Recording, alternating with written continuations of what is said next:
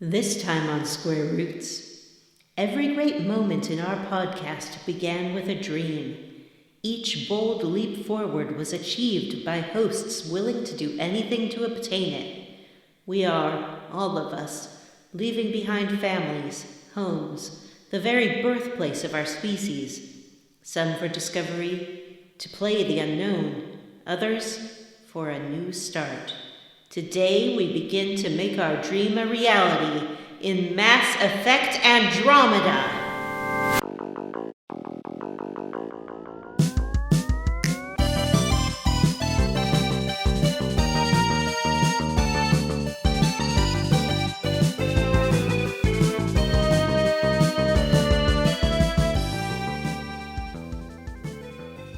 Yay! Yay! Right? Yeah! Woohoo!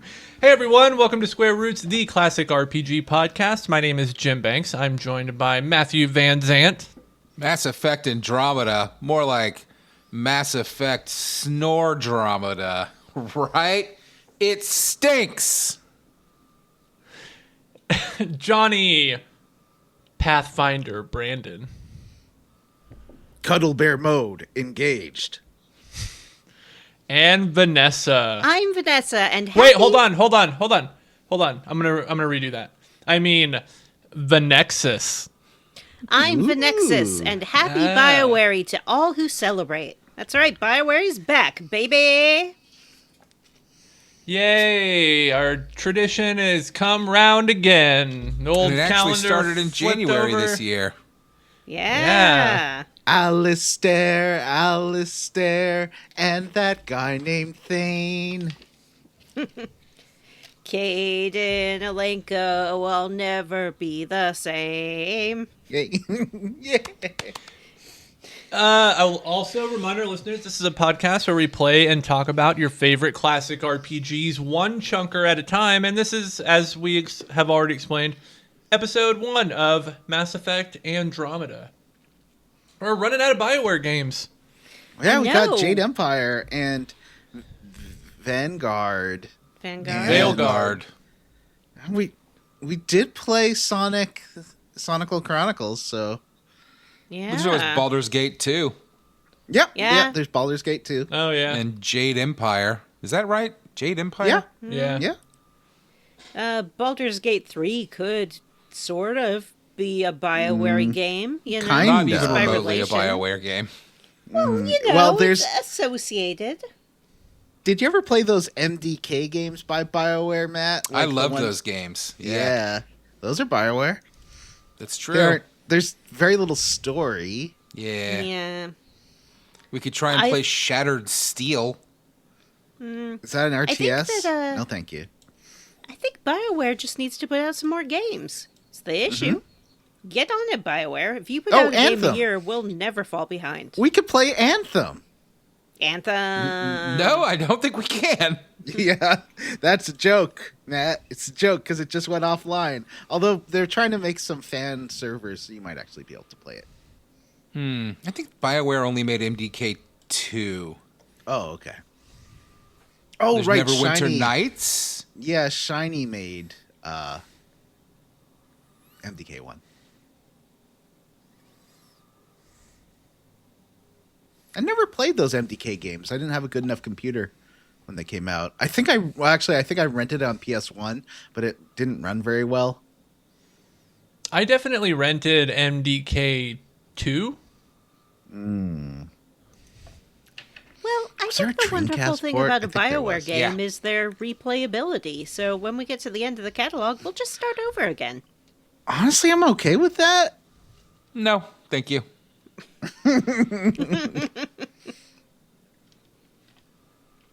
We are going to Jim, what do we replay do Final on this Fantasy show? 9 next year.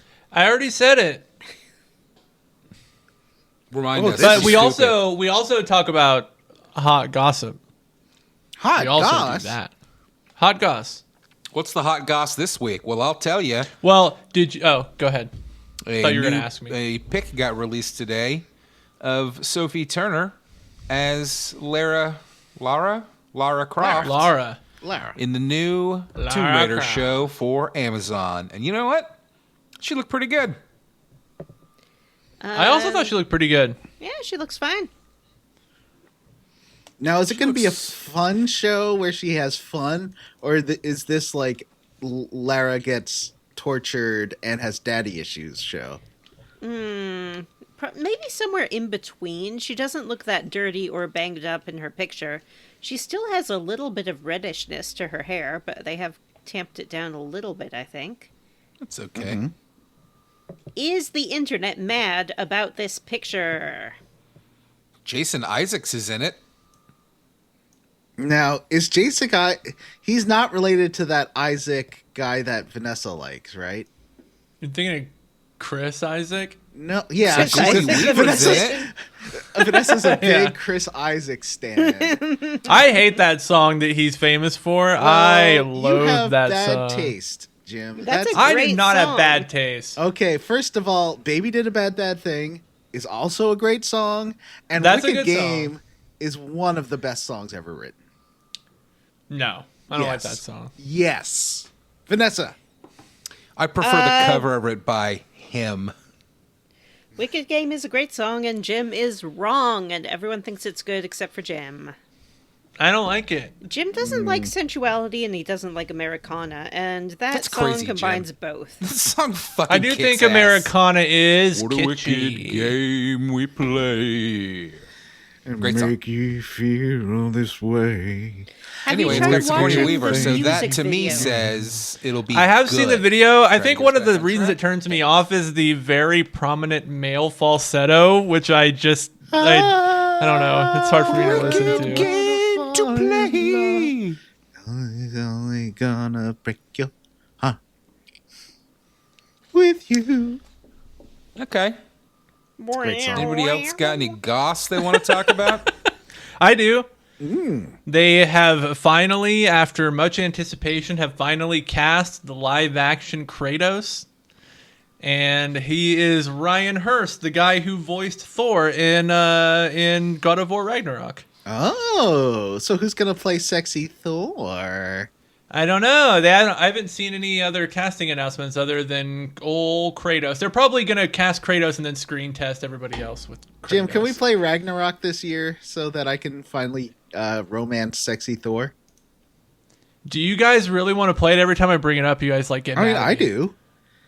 I don't get mad I'll play about it. it. I feel like I'm met with hostility every time I mention playing God of War. I'll play it. You know, I am famously not a fan of Souls-likes, and those God of War remakes are Souls-likes. Yeah, I That you hate have the broadest Kratos. definition of Souls like ever. Yeah, that's not a Souls-like. Yeah, no, it definitely is, though. Vanessa, I think you would like these games because you know who else hates Kratos in those games? Kratos. Well, that Aw. is something. It's I true. haven't forgiven him for his stupid misogynistic games in the early Actually, 2000s. He Jim- hasn't forgiven himself either. That's one of his big arcs of the game is how does he reconcile who he thinks he wants to be, which is a god in service of others, with his violent, selfish, misogynistic past. That's part of his arc as a character. Well, Yeah, spoilers I've for got a God of War question. remakes. And grow and Can you play Reboots? the original God of War games on a PS5, or are they locked to like PS3 and earlier? That's a good question. I think God sure of you War can. 2 is you can get it through PS Classics. I don't know about the first one though. You can 3, I think for sure. Oh, okay. Yeah, 2 because and 3 are really the, honestly, one 3's would the be best really one of those. fun to play for the show. I think there's a lot to talk about, and One is fun, but it has the like near impossible like spike ladder and the things platforming at the end. stuff. Yeah. Did you Oh, guys that- not that- hear anything that part is Vanessa so just hard. said to you? Like, they don't hear me. That she loves Kratos and wants to experience more Kratos. Yeah, she loves Kratos, and Kratos gets to explore lesbianism by, I guess, watching girls go at each other. No. Yeah, that is something that happens. whoa, Yeah. Vanessa's homophobia comes to the forefront. I hate Wow. Kratos. I hate stupid Kratos and how everyone takes their stupid clothes off when they see him because they're like, oh my god, Kratos, we can't believe it. Boobly, boobly, boobly, boobly. No, boo. It's the same reason I hate The Witcher. I hate Kratos and I hate Geralt and I wish they would kiss. I have some hot gaming gossip. Please Okay. do tell. Kathleen Kennedy is leaving Lucasfilm. She has helmed it for quite some time. She, I think, sort of helmed the new trilogy as well as all of the TV shows and whatnot. 14 years. She has had, should we say, mixed success. Two great movies. Well, 3 if you count Rogue One. Andor. Hang on, what are the other show. 2? Obviously, one is The Last Jedi. What's the third? Yeah. I think the first 7. Yeah, Force Awakens was fine. Yeah, It's Force fine. Awakens. Yep. 2 great movies. Two great movies, 1 good movie. Fantastic television show in Andor. Some other shows that didn't work quite as well. I mean, Mandalorian's really good. Boba Fett I've heard had her those replacement Beastie Boys. is controversial. Yeah, this is my thing. Her replacement is Dave Filoni, who is a real George Lucas guy. Now, he's the guy who did The Mandalorian. He did Attack of the Clones, I believe. He did Attack of the Clones, and he did he was in charge of the Star Wars Rebels cartoon, Boy, I don't like think. that. I'll tell you that. You mean Attack of the Clones? You mean the Clone Wars, the cartoon? The Clone Wars, yeah. Clone Wars, yeah. I don't love that. Like, I already felt like The Mandalorian was already leaning way too hard into cartoon bullshit that I don't fucking care about. Yeah, he did a lot of that, I think. Right? Am I mistaken in that? I believe that's true. Yeah. Book of Boba Fett, which was definitely did. fucking terrible. My concern, well, it's not really a concern. I guess my hope would be that they would kind of get away from the yoke of too much Lucasness and the whole, like, Anakin business, and maybe explore the greater Star Wars universe without bringing all that in. And I'm worried that this guy will be kind of too married to the mythology to do anything new and interesting and different. Well, he brings a lot of his work in, for sure. Like all the Clone Wars stuff, like Matt was saying. What do you mean he brings it in? He brings it into his work. I see what you're saying. Yeah, like he brings... The Mandalorian had so much Clone Wars stuff in there. Yeah, I mean, not initially, but then by the 3rd season, it was basically just fucking Clone Wars, the continuation. I really did not like that 3rd season at all. I don't want to see like a Knights of the Old Republic show where they come across some Sith and he's like, I am going to have a descendant named Palpatine and he will make a clone who will have a granddaughter. It's foretold. Like, leave all that alone. Come on. Yeah. I mean, Vanessa, I think they did announce that one of the movies in actual production is a like Old Republic movie, which I do like the idea of a lot. Vanessa, here's my pitch. Yeah. The Adventures of Young Sheev, where Sheev turns people who were going to be good Jedi into Sith in like sort of a Highway to Heaven kind of show, but the opposite. What if he doesn't be like a hijinks? Like he just Oh yeah, he moves that's people good too. and places around to be in the wrong place at the wrong time, so that terrible things happen, so that those good Jedi turn to Sith. Yeah, I like that. Yeah. What do you Are think? you guys excited for the new Ryan? What's that guy's name? Ryan Gosling movie? What? Yeah. Why would I be excited for a Ryan Gosling movie? The What are you talking Starfighter? about? It's the next Star Wars movie. Oh, The right. Starfighter. Star Wars Starfighter. I like the idea of. I legitimately have always wanted just like a fucking just a Starfighter movie. Like that's cool enough on its own. You don't need the Jedis are awesome, but when you overuse them, you dilute everything else. Like do other stuff. I heard a rumor that Tom Cruise visited the set and he asked to direct a scene, which was I think what I heard. I don't know if this is true, which was a duel, like a lightsaber duel, and they let him direct it. Why would So- there be a like, lightsaber duel in a that was pretty Starfighter cool. movie? I hate this. They just can't stop. The Jedi That's just a rumor. Starfighter I don't know if that's true or not, but that's what I was heard. a cool ship design. I had a toy of that, and I want to get another one. They're super cheap on eBay. They're like $20. So Which I think Starfighter? The X-wing? the Jedi Starfighter. Like specifically, it's called the Jedi Starfighter. It's just What a cool is ship. it? It's what Jedi. it's what Starfighter. Obi-Wan flew in the Oh, second. that thing movie. sucks. Oh, I like it. I Give mean, I me like the X-wing and the TIE more. Fighter any day. Those were amazing. Yeah, you're designs. right. You're right, man. Yeah, I like the Starfighter. It's fun.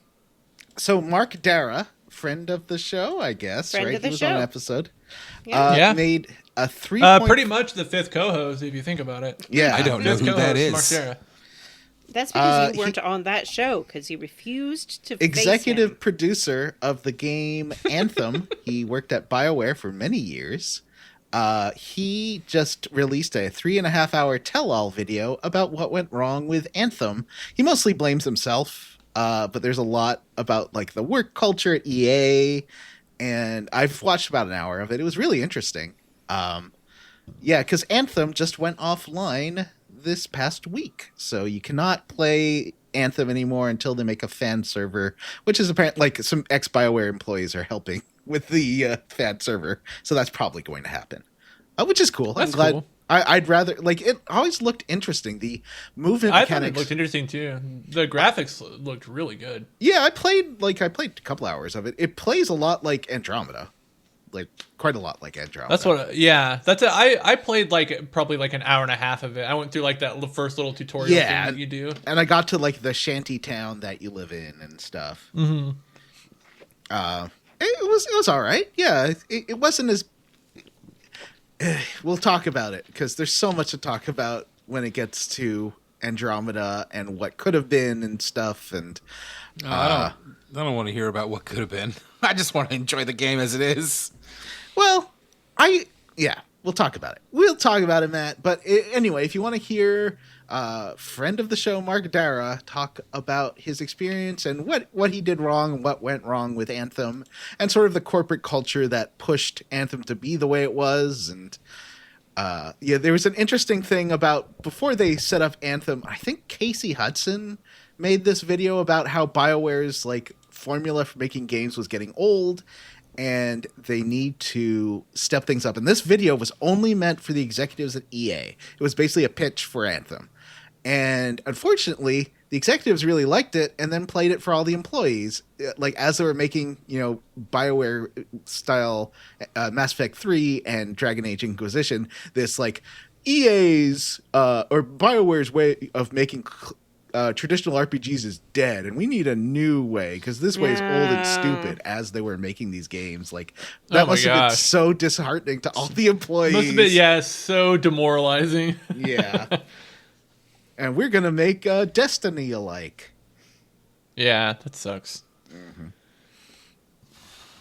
So that's like executive brain, Yeah, and also Who wants- it's like it's competing in an area that a lot of people are in when you're already like the best in the area that you're in pretty exclusively.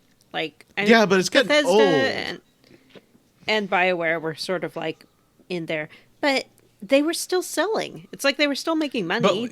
yeah, but and like they're for the making some money. RPG, for the Western RPG genre, they were like the market leader.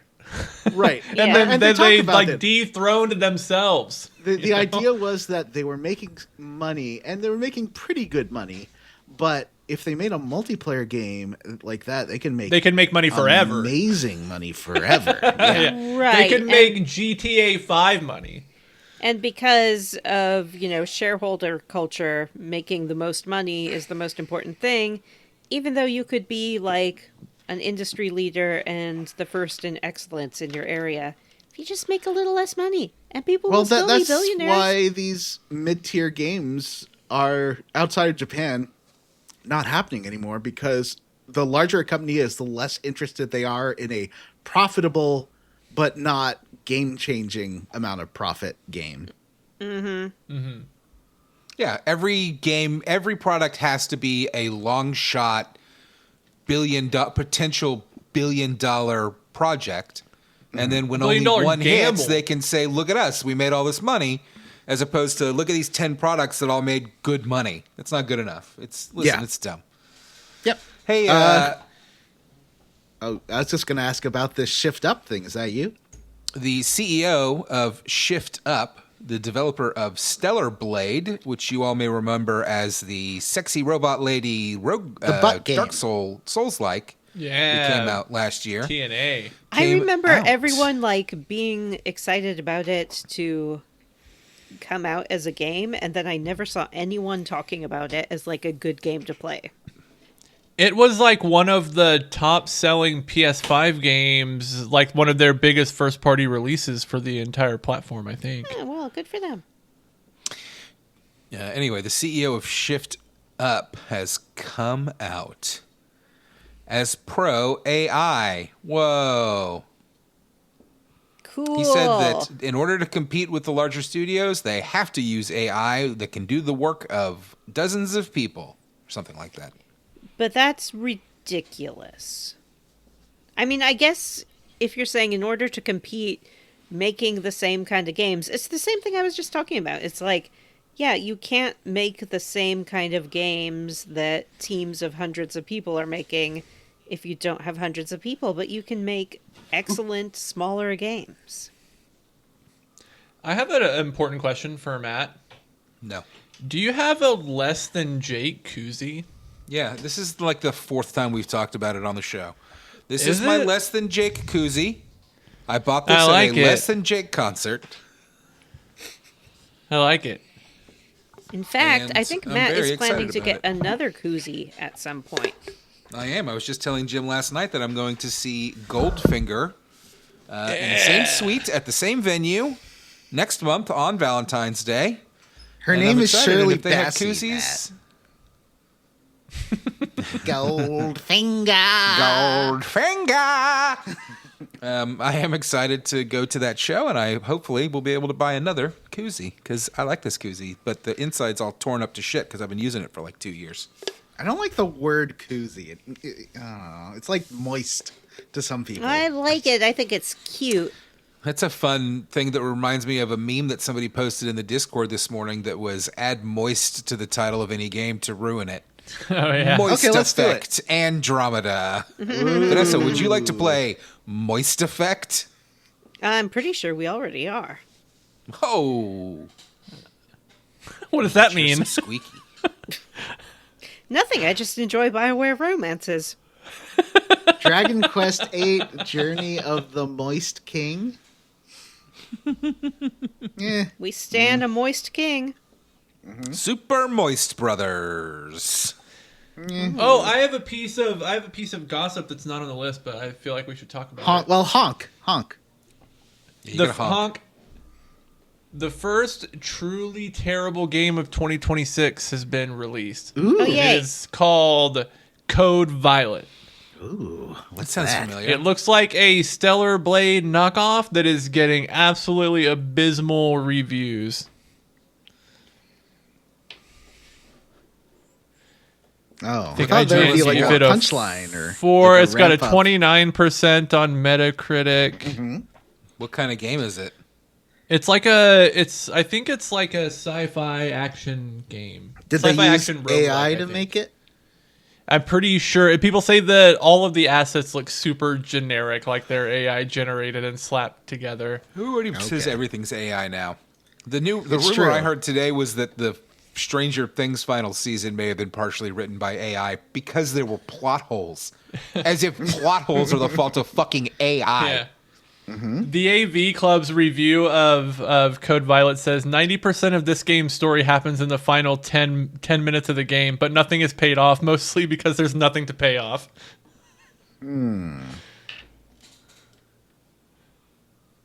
Cool. That sounds fun. Yeah. We should play it for the show. Neato. January bonus. Here we go. Violet City or whatever Jim said. Code Like Violet. a quiet Violet man City. app. That's exactly what I said. Resident Violet, Violet City. There was Resident Jim, Evil there was Code a big Veronica. Resident Evil thing today. Was there anything interesting worth talking about? I don't know. You linked to it. Hold on. Let's look at the link. Yeah, I didn't bother to read it because I don't give a shit about Resident Evil. I do like Resident Evil. Those new ones are too They scary. said they revealed their difficulty settings. They revealed that some of the crafting will need infected blood that you'll have to get from dead zombies that you kill. Oh, Wow, that gross. sounds like Killer 7. And I don't want to craft in a Resident Evil game. What are you doing, Captain? I like the crafting in Resident Evil games, though. You know, I guess there always has been some light crafting, hasn't there? That's fair. That's fair. Yeah, you have to like make the spray or make the. They herb- showed off mix Leon the herbs Kennedy and stuff. finally, right, as a playable character. I don't get it. Like, did Resident Evil 7 and 8 not fucking vitalize that series? And they're like, okay, that's enough. Let's go back to the old guys. What are you doing? Well, now it feels like they're wrapping it up. Supposedly, this is supposed to be like the final game in like the Raccoon City arc of like these characters. So, but is it going to be supposed to be tying up a lot of it? Is it going to play like 7? It's supposedly depending on who you're playing, or maybe you can switch between like third person Resident Evil 4 style and first person like Resident Evil 7 style. Depending on who you're playing as. So interesting. I wonder if you can play as Ethan Winters. Spoilers: Ethan is dead. Oh, damn it! And there's a new character introduced, the new playable character whose name is Grace Ashcroft, I believe, and they have revealed from the Code Veronica Ashcrofts. Yeah, but they have revealed Leon Kennedy as a playable character, but nobody knows to what extent. Is it going to be like a fun cameo, or is he going to be in like a lot of the game? Nobody really knows. Is it going to be a DLC character like Chris Redfield was in Tofu? Tofu. Yeah, they're a tofu, like a big block of tofu was that you can. He was in the original trilogy. Yeah, that was like Resident Evil 2. I remember. Yeah. He was hard to unlock. Yeah, he was hard to unlock. I never. That's did. all the gossip fit to goss, and now it's time for stream plugs. Honk. Let's see. I'll plug the Square Root stream.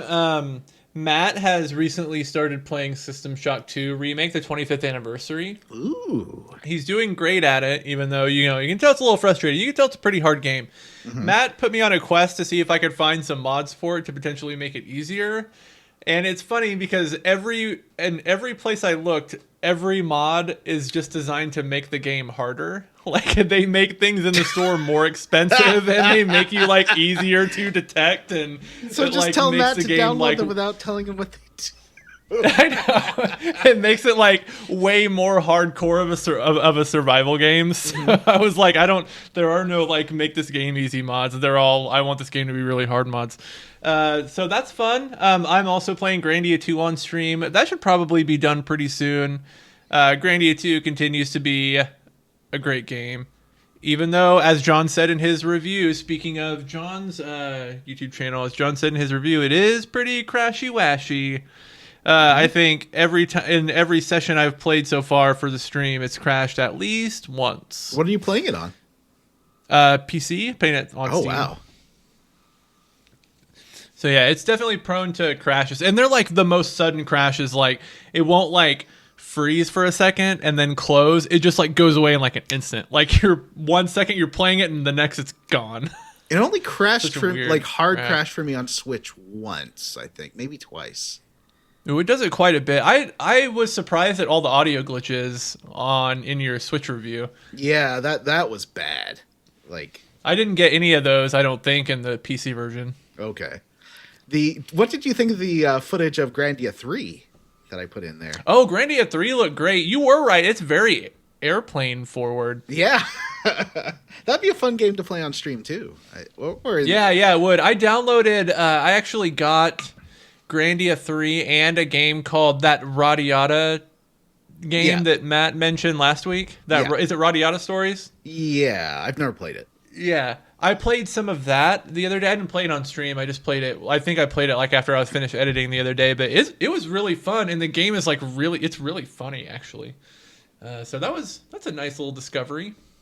Yeah, I'm glad you can find. Which one's funny though? Radiata Stories. Radiata Stories is funny. Yeah. I've always thought it was. I haven't tried Grandia 3 yet. Is it not in the Radiata? game? I'm pretty sure they say Radiata. I would say Radiata, but I don't know. I haven't played the game. I don't like Radiata. It sounds like Radiata yada yada. You know, like. But Grandia 3 really has impressive cutscenes for a PS2 game. That's what I noticed too. Is like all the animations were really smooth and like well done. I wonder if that's like early motion capture. Yeah, stuff, it's definitely those animations were really good. Yeah, it's like motion capture. Yeah, I need to watch Matt play more System Shock because I think that would be funny.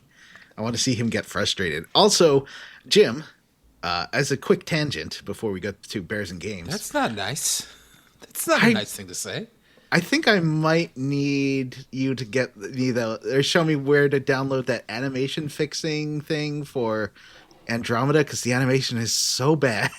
Did you watch did you see my stream after I added the new textures and facial animation fixes? No. It looks way better. Okay, I'll try it. I can always uninstall it if I don't like it.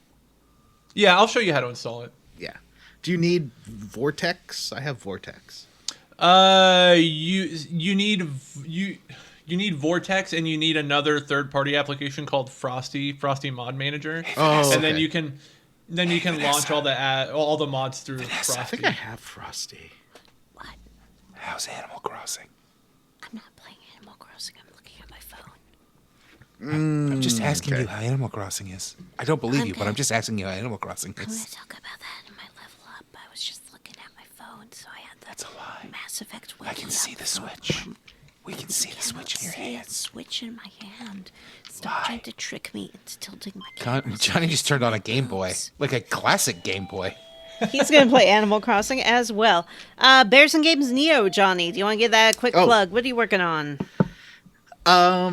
Well, I'm working on. I just released the sick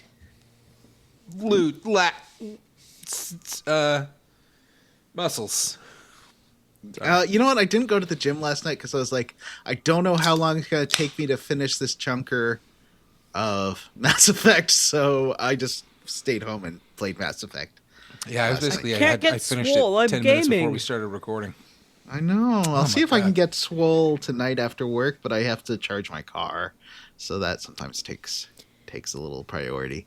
Well, you get a little, we'll see. hand weights and have them in your car, and then, you can do some, bicep curls. I don't want to stink up my car. Well, you stand outside the car and do your little curls. Yeah. And then... If it's not raining, I could do that. Hmm? You know what? I could bring a TV and my Kinect and an Xbox and plug it into my car, and then That's a great idea. I mean, that sounds like the easiest thing to do. Yeah. Yeah, obviously. And then then just I could be play- in the middle of the night doing a dance in the parking Dance lot while your Central. car charges. Exactly. Anyway, so next I'm working on episode 2 of PS3 4x3. I'm changing the format.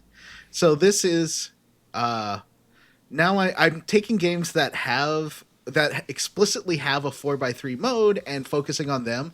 The next episode after that, I want Matt to record 2 more introductions for me. One is 360 4x3. Matt, are you ready to exercise your voice for that? Mm-hmm.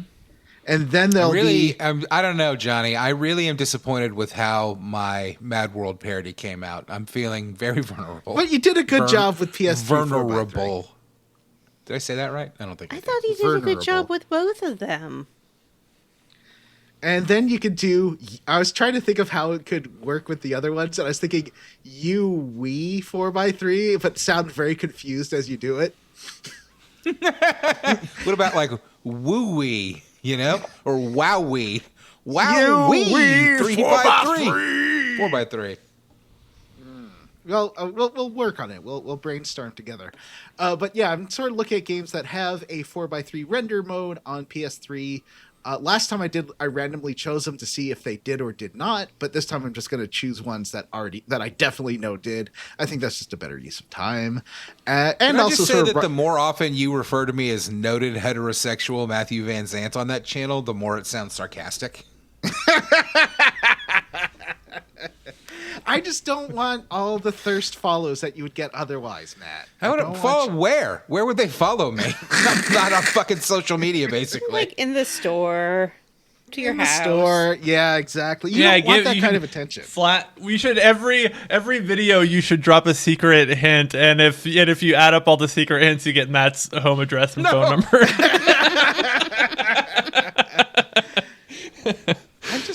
I just don't want to set thousands of smooching bears wanting a smooch with you. He just wants to brag about having a straight friend. We get it, Johnny. You're cosmopolitan. And I don't. All these straight men, I don't want them to be turned off by my videos, so I show them a straight perspective. Yeah, That's they're like, I mean, that guy like me. That guy like me. Mm-hmm. He like the bigger breast. That guy Not like a really. bigger breast. I like a bigger breast. That guy like a butt. I like a butt. That guy like me. I did, for the introduction of Roan, I didn't say anything about his character. I just showed him getting his face smushed into Millennia's big boobs. When he motorboats Millennia. Yeah, exactly. Well, she forces it. Yeah, she does. Still a motorboat. Yeah, it's true. Because he sits there and goes... so I just want, like, this will be more CRT focused because, frankly, my last CRT video did good numbers and made me like $50. So, Yeah, that was the top video on your channel when I was looking at your channel today. Heck yeah. So I'll try to make some more money by riding that wave. Nice. Oh, that's dead. That is dead. Why am I dead? I don't know. You looked like you were having a heart attack. I was burping. Oh, okay. You're like, Nancy, I'm coming, or whatever. Who's Nancy? I don't know. There's some sitcom guy. I think it was the Jefferson guy. Didn't he always say this is going to be the big one and like clutch his chest? We're too No, young that was- for those references. That was Jefferson, wasn't it? That wasn't Sanford, was it? I don't remember. That wasn't Sanford a and Son? show from the 80s with a black Wait, lead. that was Sanford and Son, I think. Oh, okay. There you go. I was born in 1991. I don't know what you're talking I watched about. a lot of Nick at Night when I was a kid, when I was in high school. Well, let's also after the 4x3 one, which I've already recorded the video for. That's going to be a 10 to 20 minute video. I'm going to work on one about Makoto, everyone's favorite gay character from Enchanted Arms. Oh, that'll be fun. Yeah, because I have all the everything's recorded for that. I just need to write the script and do the voiceover.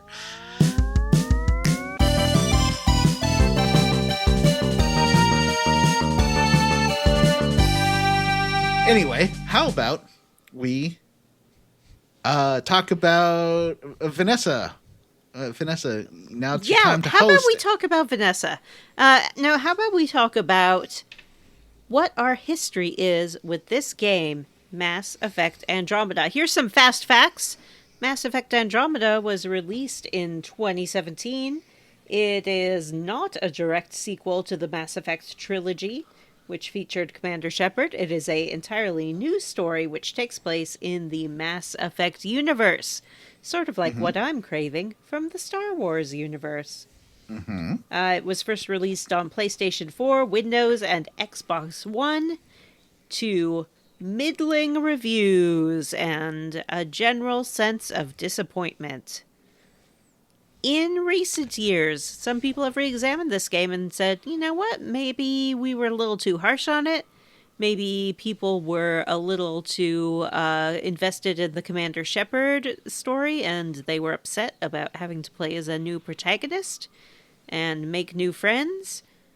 So we're going to play it. We're going to see how we feel about Mass Effect Andromeda. Jim has something to say.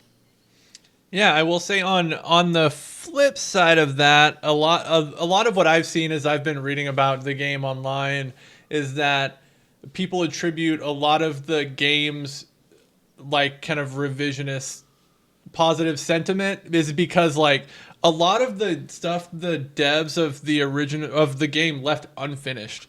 Like a lot of stuff with like the character animations and different animations, like stuff was just DLC was announced but never released. Like there was And they a lot talk of about stuff the that DLC throughout the entire game. Yeah. That's the worst part. There was a lot of stuff that they meant to fix and then they just didn't. But like the Mass Effect community has come in and like repaired a lot of it, and the game, I think a lot of the game's like modern playability is, I think you can credit a lot of that to like the fan community and the mod community. I haven't. I'd still say it's playable. I think I mean not it's playing not a badly made game. yeah. Who here is playing it modded? Jim, I'm raises going his to mod hand. the animation. Yeah. I'm just saying it's weird. Like a lot. Like so far, I think it's pretty good. I really like it, and like Well, I'm not let's playing a talk modded about- version of the game. Yeah, let's talk about whether we've played this game before or not. I, being the number one BioWare fan on this show, have of course played this game before. Johnny, have you played this game before? Did you finish it? Played it? But no finishy. I see. Jim, have you played this No, game that was before? a question for you. No, he was asking if you've ever finished it. Yeah. Me? Of course Yeah. I Yeah. have. I finished it, I think, more than once. At Oh, least. okay. I've played it at least 1.5 times. I can't guarantee I played it all the way through twice. Yeah, I have finished it. I finished it when it came out. I played it over a couple of weeks, I think. And I only had the backwards gun glitch happen once. It wasn't that glitchy for me. I think I lucked out in my first playthrough. I'm actually finding the PC version is way glitchier. It is rough. Like there's characters popping up, all like moving as you have weird conversations. Everyone's kind of, I think also because I'm running it 120 frames per second, it's like fucking up the animation. And like people are just moving all the time and their faces are moving all the time. And it's really awkward. That's why I want to mod it. Very interesting. But yeah, I I am have played playing it it before on- and I thought it was pretty okay. Yeah. I'm playing it on Xbox. Jim, have you played this game before? I have downloaded this game and I played like part of the tutorial and I thought they should call this Mass Effect Blandromeda because it's bland as Yeah. bland. Wow. What a That's a burn. weird- It's bland. That's a weird reaction to me. What's bland about Why? it? It's bland. It's bland. I don't Explain know. yourself. I think it's boring. It doesn't. It uses a lot of like iconography from the original series, but doesn't do anything interesting with it. In what way? What iconography Like does it there's use? there's N7 references and like this like the voices they give the Solarians are worse somehow. That's like the true. character designs look worse. Like it's I don't like it. I don't agree with anything you just said, basically. And I think Other the than the initiative voices. is boring. Hey, this is not When time I- for Squarely Against. This is Well, time for your what- personal Sorry. history. Vanessa, there's one I've thing. I've played it and thought that it was not for me and I deleted it. Johnny, yes. Vanessa, Yeah. when I first played it, I bought it opening, day of release, and I posted pictures of my character. And my friend, who I don't want to dox, because I think they still work for BioWare, was like, "Oh my god, you're the only person I've seen post pictures of this game that we've been working on for the past million years." And he was just really, really happy to see me posting Oh. stuff. Yeah. Yeah, I mean, I don't blame any particular developer for the crunch that they were under and having to release an unfinished game. Yeah. I blame capitalism. What about Matt? Have you played this game You know before? what's bland? Fucking Shepard is bland. Good God. I actually agree with Matt on that. I have not played it. I have guys. I have Shepard downloaded sucked. it and Shepard never is you. started Shepard it. was a boring Shepard character. doesn't have to be you. It depends on how you play the game. It's a role-playing game. But Shepard's boring. Anyway, I have downloaded it before. I've never started it. I like the Mass Effect games. I played the first one, though I played the second one all the way through. Is the only one that I had completed before we did them on the show. I bought the third one the day it came out, played an hour of it, and never played it again. And I did not pick up Andromeda. I think the early reviews kind of turned me off, and I like the series, but I don't love the series. I kind of do now, actually. I did not used to. But anyway, so I have not played Mass Effect Andromeda. This is my first real experience with it. I think it's fucking great. Alrighty, thank you for sharing your history. And now it's time to dive into the Sam log, the Sam Diaries? It's I'm a trying to think of Sam's the the Sam Chronicles. It is Yeah, the codex, right? is, yeah. Yeah, Well, it's the journal. codex. Yeah, codex. Yeah, is you're bad. right. It Yeah. is the journal. Journal's Codex less fun is than bad. codex, though. The codex.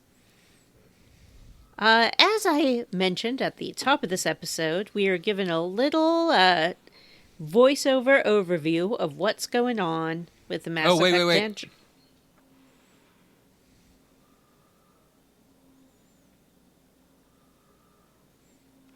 I would like, before we dive into the actual quest log, for somebody to remind me what the fuck happened in the Mass Effect trilogy. There were Reapers. I know that. It kind of doesn't matter. Yeah. You know, here's the thing is that, yeah, but I It want to know. doesn't matter. Here's the thing is that I have played those games. They're the type of game where you're doing so much shit that the main plot kind of fuzzes out. And I don't really remember what the plot of Mass Effect is, other than there's Terminator, other dimensional babies that want to eat the Earth, right? They're Reapers that live in Yeah. dark space No, I who asked want to Vanessa, not wipe out Jen. all biological life. Okay. I sorry. don't want to tell you because What? the characters in this game are not aware of the events in the Mass Effect trilogy, and that sort Oh, of really? becomes This part doesn't of take the place plot after of this. the trilogy? No. Well, No. it does. Well, it but they does, It left takes place before. like 600 years after or something. Yeah, Where but- does this Left take place before. in comparison to, like, say, the end of Mass Effect 3? I Like, would when say did they about leave? Years after. 545 years after, something like that. Yeah, it's a When long did time. they leave? Like, did they leave during Mass Effect 1? Did Two. they, They leave left during Mass Effect during 2? Mass Effect 1, I would say. I thought it was Yeah. 2. Right around 1 Maybe or it is 2. 1. Yeah, you might be right. It's 1. You meet some people from this like we need to get out of the galaxy initiative, where it's kind of presented as more of an escape thing, right? Well, we'll talk about it as we get into the game. Let's Okay. let it unfold as it does naturally through the narrative. Mm-hmm. That's my executive decision. Sure. Do But you yeah, think they feel like losers because if they would have stayed in the first galaxy, they would all be cool computer people or hybrids? they could all be They don't dead. know. Nobody In the knows. Bim Janks You're timeline, doing they're all exactly dead. what I just said we were world, gonna in do. my world, they were computer people hybrids, and everyone lived happily ever after. That, All right. that was Everyone my died. ending. Matt doesn't get what we're talking about, so now we have to recap a Mass Effect trilogy for Matt. Yeah, I'm so confused. Recap the trilogy. Okay. I played the games. It's not a fucking spoiler. I What don't want happened? to recap Yeah, the trilogy. okay, so- We're already so late into this. I don't So, want to recap I'll- 3 I'll do it- games that have I'll do nothing it- to do I'll with do this it really game. fast. I'll do Mass Effect 3 really fast. I'll do Mass Effect 3 really Alright. fast. In Mass Effect 3, you're trying to stop the Reapers, and then you need to build this thing called the Crucible. That's what you're gathering resources for, and people, so you can build the Crucible. You build the Crucible, and you find out that it's a big, giant, like, AI switch on the galaxy. And then Shepard gets summoned to the top of the Crucible, and you meet, like, a little AI boy, the same boy that died at the beginning of the game. He's a representation of Shepard's guilt and his responsibility for humanity. And he's like, what do you want to do? You can kill everybody, or you can do some other stuff, or you can make people computer AI hybrids, and you won't have to worry about AI wiping out all organic life. And that's what I did. And they tried to outrun the AI pulse to turn them into AI robots, and it didn't work, and it overtook them, but they were happy about it, and everybody lived happily ever after. And Joker was even more horny for Edie because he got to be a computer person just like her. Wow, so Or they this all died. game ends with you Or they all die. losing to the Reapers, basically, by turning No, you everybody defeat the into fucking Reapers robots? with the. You defeat the Reapers with the Crucible, but you're only able to defeat them by like becoming hybrid AI like they are, and then they help you rebuild the galaxy because you're all kind of like on the same AI programming wavelength. Like, So so you the- join a hive mind. You basically Yeah, pretty much. you get Kind of. you get None of that sucked has into anything to do with what's going on in Andromeda. That's But Matt true. None needed of that a matters refresher. in Andromeda. But Matt needed a little refresher, and we gave it to him. And now Matt's beaming. He's so happy. So to receive it. happy. Yeah. I don't like the way you described that. It's sad. I didn't I realize did a pretty good job forgot of recapping Mass Effect I'm not 3, saying though. that your recap was bad. I'm just saying that now that I've Thank you. realized that the end of Mass Effect 3 is, well, You're all basically part of a fucking hive mind now. Or That's not like a hive mind. AI. You still have free will, but like you're just a hybrid person / computer. Or you can kill all I'm never robots. going to go to bed. There's an option to kill all robots, which you can do. But ending if did you I kill choose? all Does anybody robots, remember? then you also destroy the No, mass just go back and relays. listen So- to our Mass Effect 3 series. if you so terrible Matt, at if you recapping delete, games. if That's you not gonna delete tell me all the anything. robots, you delete all of the mass relays, and they can't travel from system to system anymore. So you essentially destroy intra-galaxy travel. Mm-hmm. How do you feel about that? Not good. Well, it doesn't matter. Because it has It's not nothing to do relevant with this to game. A Mass Effect Andromeda. So you're saying that this game stars a bunch of human AI hybrids. No. We're in a different Not galaxy. at all. that only affected characters in the other galaxy, in the Milky Way galaxy. How do we know that? How do we know that it only affected characters in the Milky Way? Because that's what it says. Because you don't that's have the what it glowing says, matrix and also lines. it unfurls throughout the narrative of the game that we're about to play. Yeah. Do you want to just know how this game ends too? I mean, this is No. all like things that you learn that become I very didn't know that important it was to the going to game. unfold throughout the narrative of this game. You're the one that's fucking I spoiling said shit. that. I said that before they recapped it. You didn't have to did say that. several I didn't know times. that. You I guys just are told acting you like I've we've never played this game recapped before. a goddamn video game before. We've been doing this for almost 10 years. What's a Bibio game? What's a recap?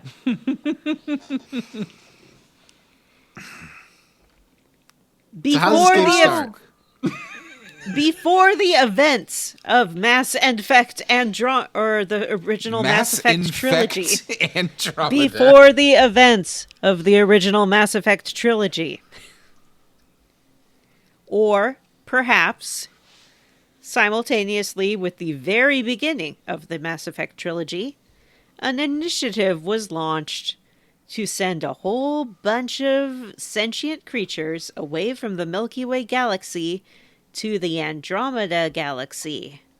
They would go in big arcs, and they would be asleep for 600 years. Yes, Matt has another Oh, question. that sounds nice. Google says that the Andromeda initiative launched between Mass Effect 2 and 3.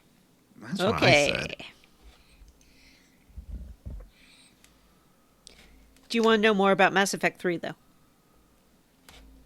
Now, in between Mass Effect 2 and 3, Shepard was actually grounded and was not flying the Normandy because Right. of Because in my game, her relationship with Cerberus and what happened to the Batarians at the end of Well, Mass yeah, Effect I 2. mean, let's get into that because you didn't really understand what happened to Shepard in between 2 and 3 unless you downloaded the DLC that addressed what happened to the Batarians on that moon. Oh, I remember you made us play that. Mm-hmm. Yep. And you end up like blowing up their home planet accidentally.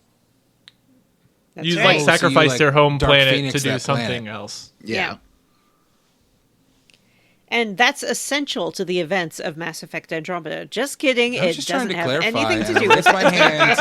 I raised my hand politely, just to clarify a point, and now you're all mad about it. It's because I was intentionally lying to you so we wouldn't have to talk about the Mass Effect trilogy anymore, and I didn't expect you to fact check me on it.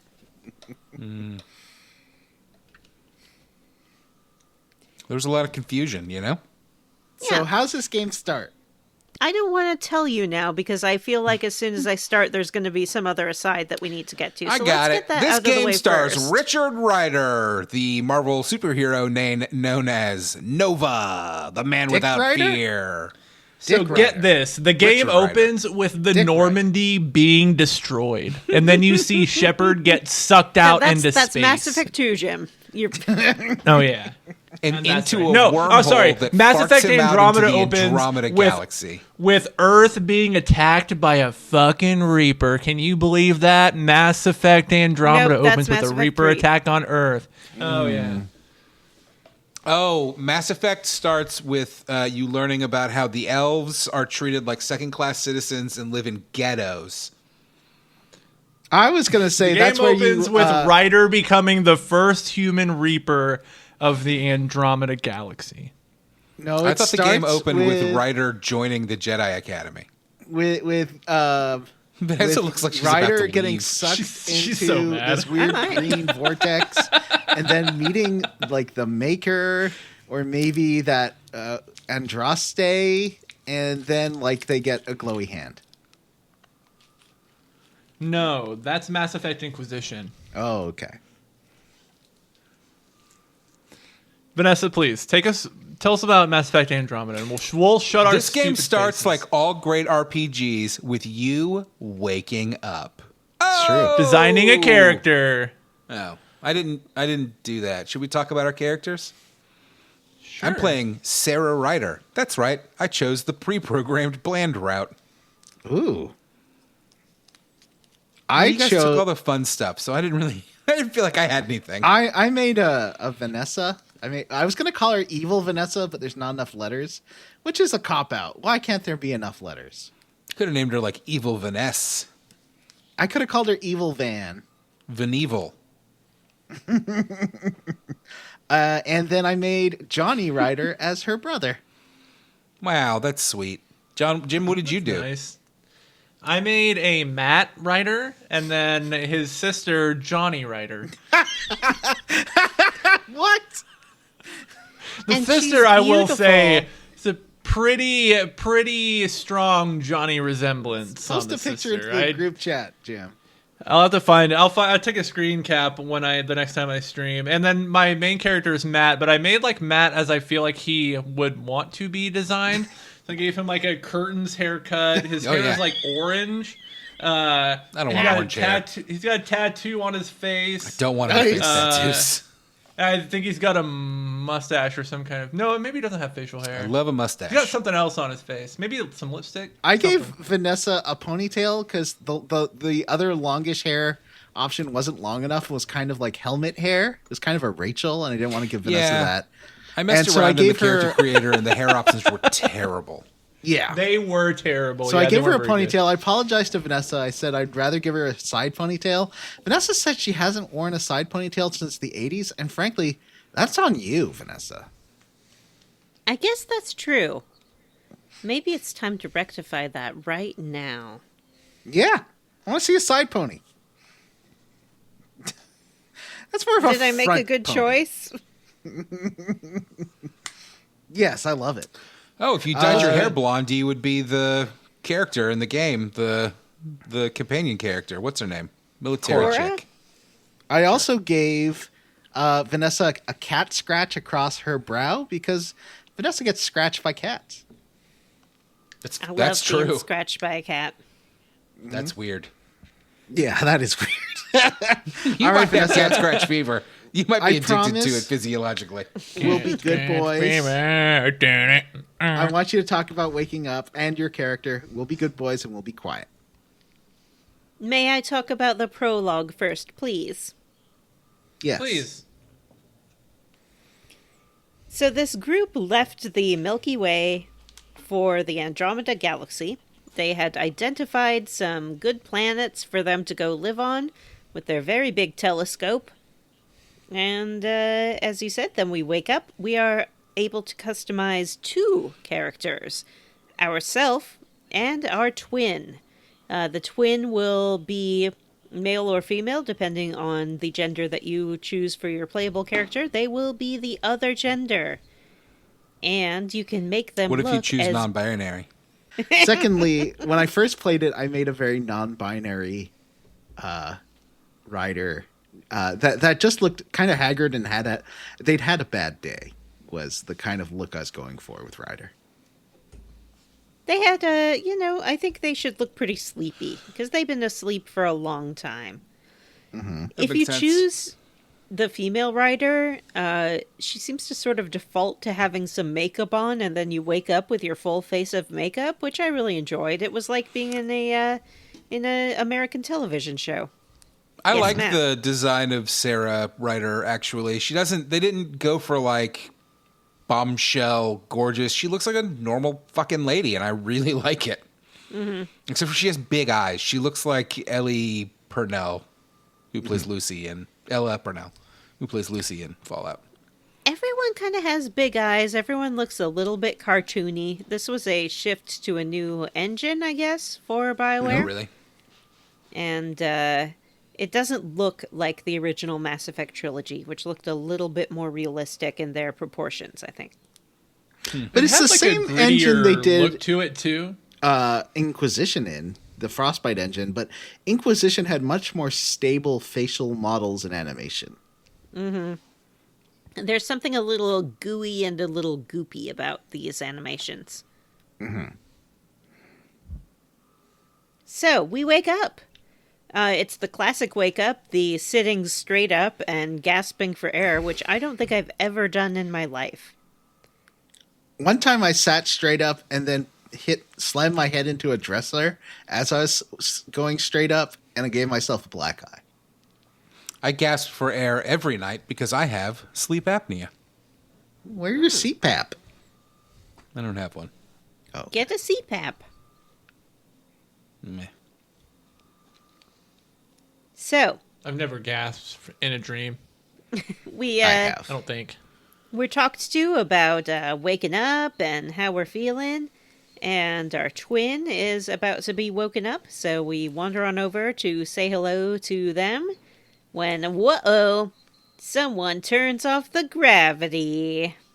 We go floating around in the med bay, and the doors swish open, and enters Cora. Wait, is that what happens? Someone turns off the gravity? Well, No. no. There's some okay. damage. The ship hits something. Mm-hmm. If But we don't our know that. love is gravity, why are we so rabid? Well, don't you like hear a sound and someone's like, I don't like the sound of that, and then the gravity It turns sounds like off? a scraping. You hit a space iceberg, and I do think we get a little bit of animation of the space iceberg, which looks It's like, but it's not. It's like they call it the scourge, the scourge. the scourge. The scourge. Yeah, We got it's sort of like Scourge. I Space don't know, mold. a antimatter, electrical, tentacle-y sort of looking business. Don't they say like dark matter in the game? They say I it's can made of dark see- matter. Well, not It yet. can't be, because I can see it. Yeah, that's what somebody in stream said too. In my stream chat. Not yeah. They had that's what the game's about. So at this point, we don't know what that is. Okay. And our as we float around, Cora enters. Cora is a military-looking lady with a asymmetrical blonde bob and very sharp bangs. She does She look re- like every NPC in Final Fantasy VII Rebirth, a remake. Just to Yeah, be clear, we all know that the Scourge is a Decepticon created by Unicron from the remains of other dead Decepticons, who was the commander of Galvatron's sweeps unit when Unicron was using Galvatron, which was a reanimated Megatron, to try and obtain the Allspark, which he was the only thing that could hurt him. There are a As lot. soon as he started talking about Transformers, Johnny picked up his Game Boy and just I know. immediately left the conversation. There are a lot of big franchises that I don't care anything about, but Transformers might be the one that I care the least about. I'm trying to think, like G.I. Joe. You know, maybe Transformers I don't care animated about that. movie's pretty good, though. You know, I don't like to say that particular media is just for a particular gender, but Transformers for boys. What about RC, the one girl Transformer? Transformers for boys.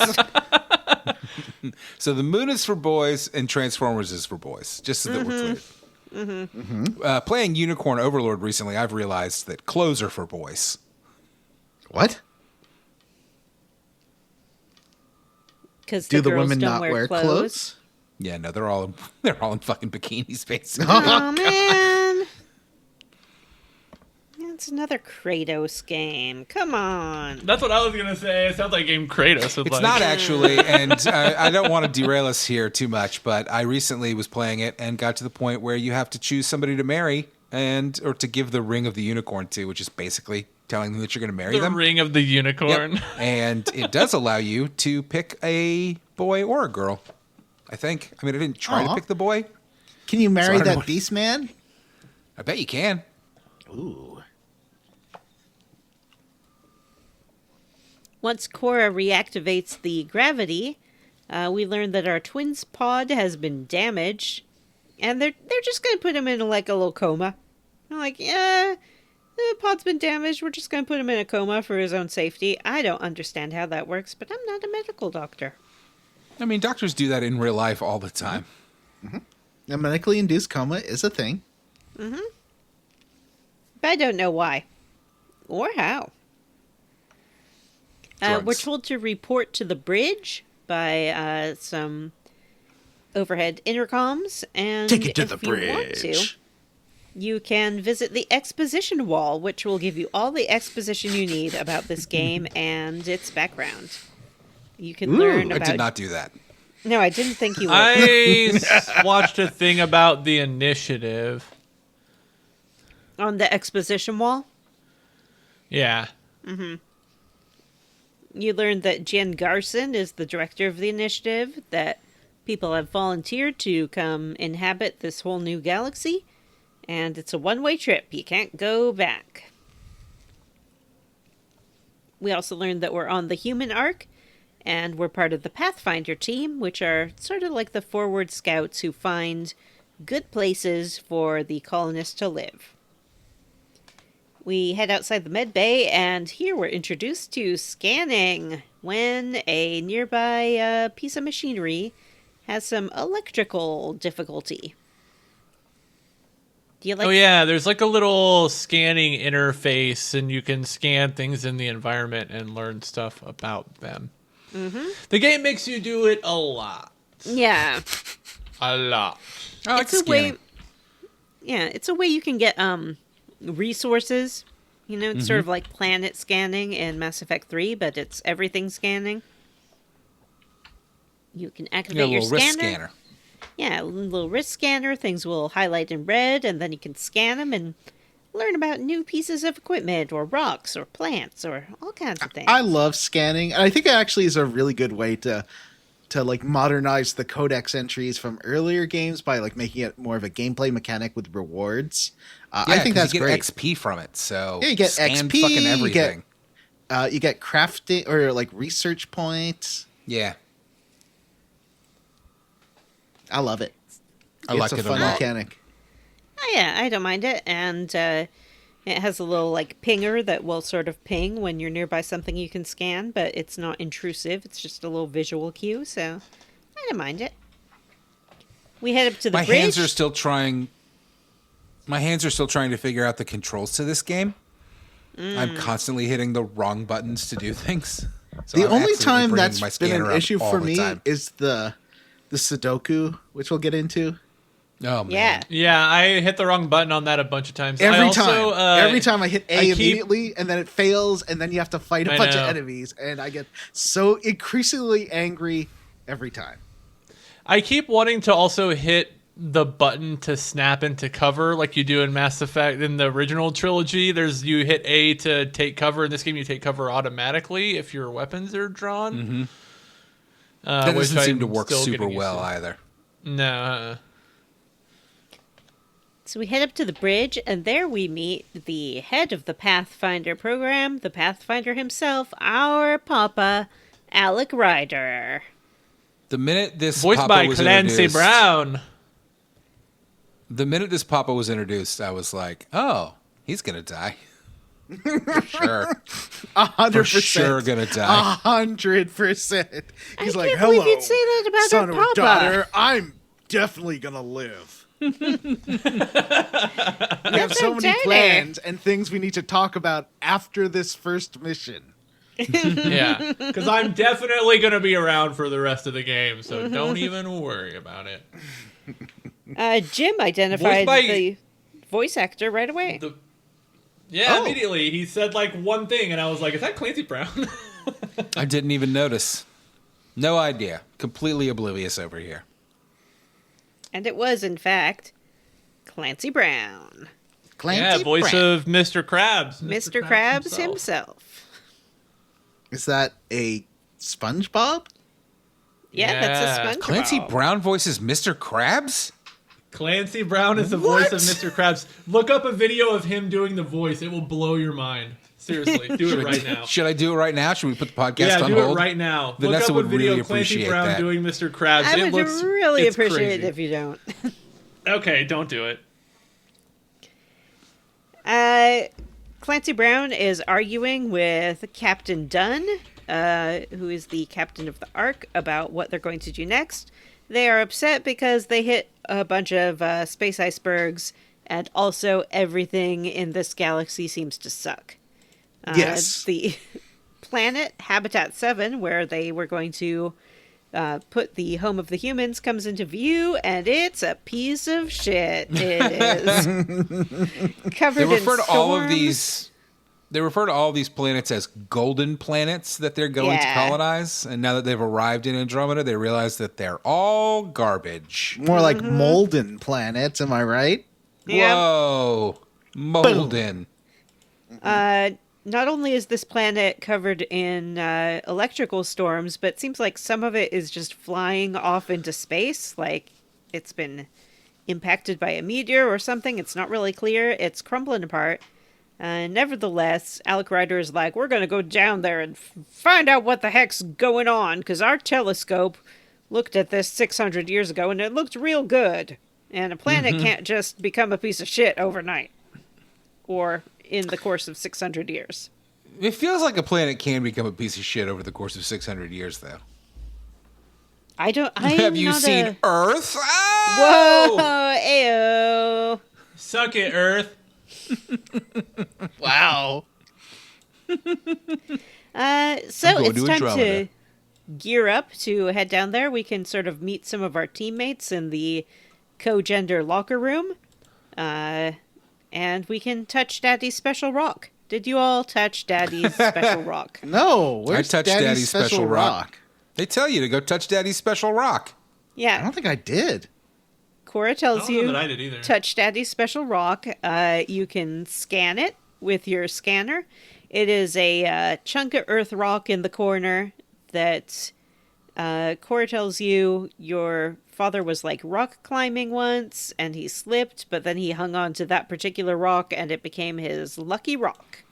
And then he No, chose I to forgot. go Not back. that lucky, if you know what I mean. Oh, is that why chose he to- died? Because I didn't touch his special rock? And he got Yeah, you cursed can and save now him Dad if you died. touch Yeah, the you got special you got rock. the bad ending because Yeah. you didn't touch the rock. So he went back. It saved his life. He went back and cut it off of the cliff face, I guess. Now so no that one the else next will person get that saved decided to by climb this. that rock wouldn't have a rock to grab onto. So we shuffle on to the shuttle. We talk to Liam there, who's one of our teammates. He has I don't want to call his accent a Cockney accent, but sort of like a South London accent. Would you say that, Johnny? Yeah, I'd say he sounds Londony. It's not Cockney. No, it's not. But it's not posh either. No. He's got an English accent. I think that it describes it enough. Yeah, it's There's like so the many cool different London kinds. accent. Yeah.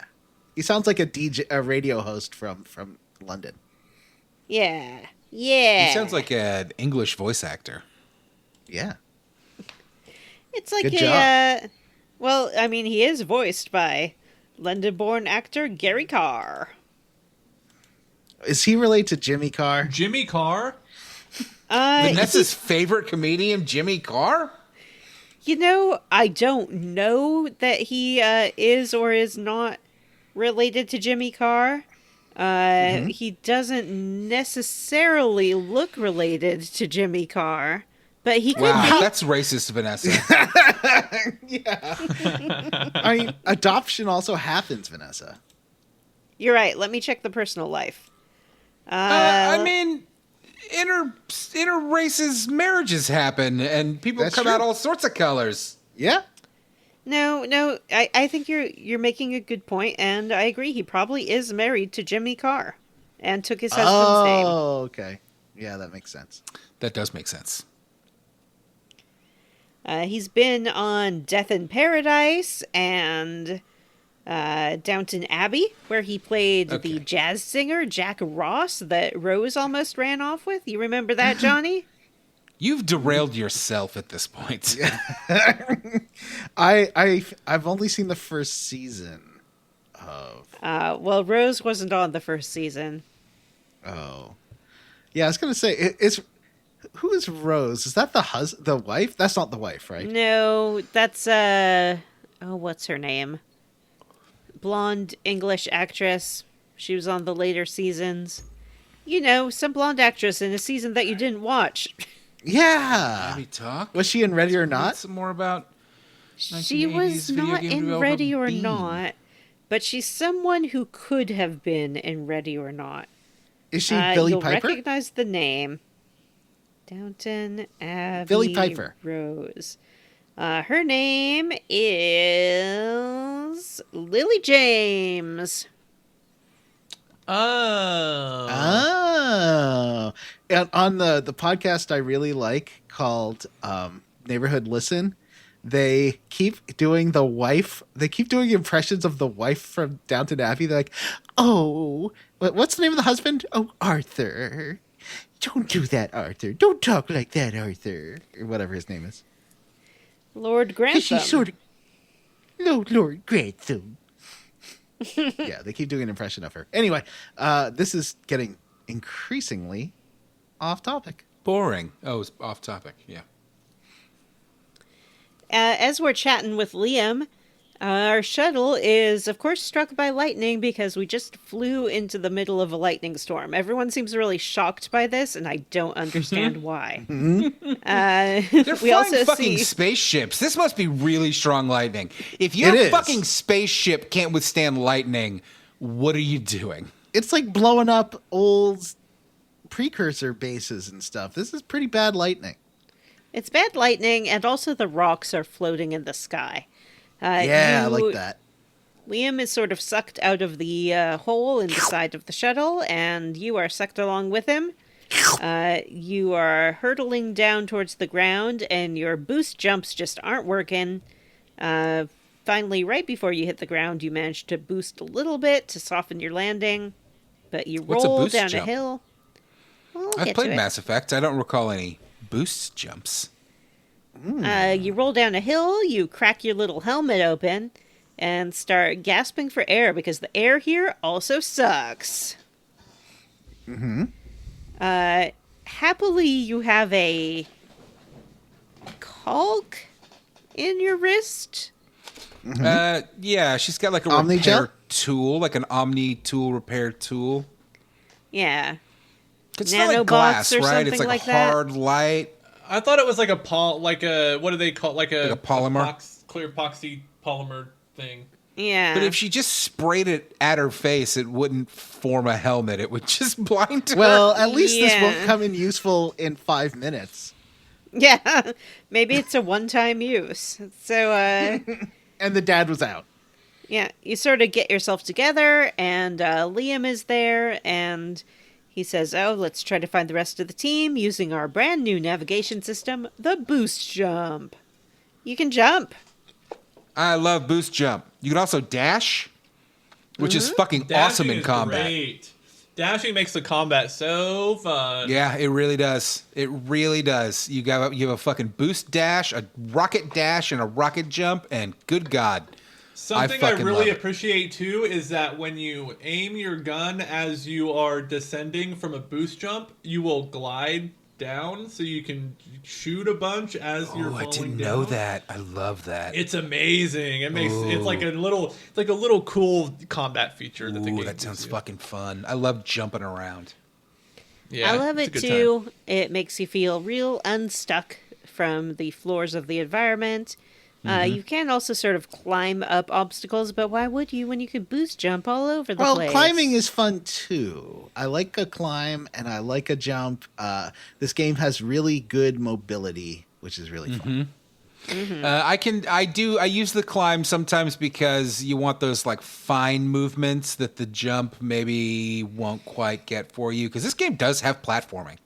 Oh yeah, especially in that vault. Yeah. A lot of vaulting in that vault. Am I right? Mm-hmm. But I don't think the platforming But it's also, as is... Jim said, I don't think the platforming's that bad, though. Usually No. I get mad at platforming in an RPG because it's not well executed, but this seems reasonable. you know what I noticed when I was playing today that she doesn't do, or your character doesn't do? When you land, they don't like roll or slide or whatever. You just fucking hit the ground, which really, Yeah, it's a kind of a thud. yeah, it works though because it helps you like not overdo your jump and fuck, I rolled off again. Like that shit's annoying. Like just land. But as Jim said in the combat, the being able to dash around is awesome. I had problems in the old Mass Effect games with like grenades and stuff, and in this, somebody throws a grenade at you and you just dash out of the way, and it feels so fucking cool and fun. It's awesome. Yeah, grenades are basically, you're invulnerable to them because you can move away from them so fast. Yeah. Unless you Yeah. just Well, don't I'll tell you notice. now, I'm not Vulnerable. invulnerable to them because I definitely am still, as I said, I'm still like my fingers are still trying to figure out these controls. So I definitely threw a grenade at the barricade that I was hiding behind in my face, basically, several times and just blew myself up. I did it like 3 or 4 times. Because I'm dumb. So, with our new jump ability, we jump our way all the way back to sort of the crash site of our shuttle. And we see Fisher, one of the men we met in the locker room.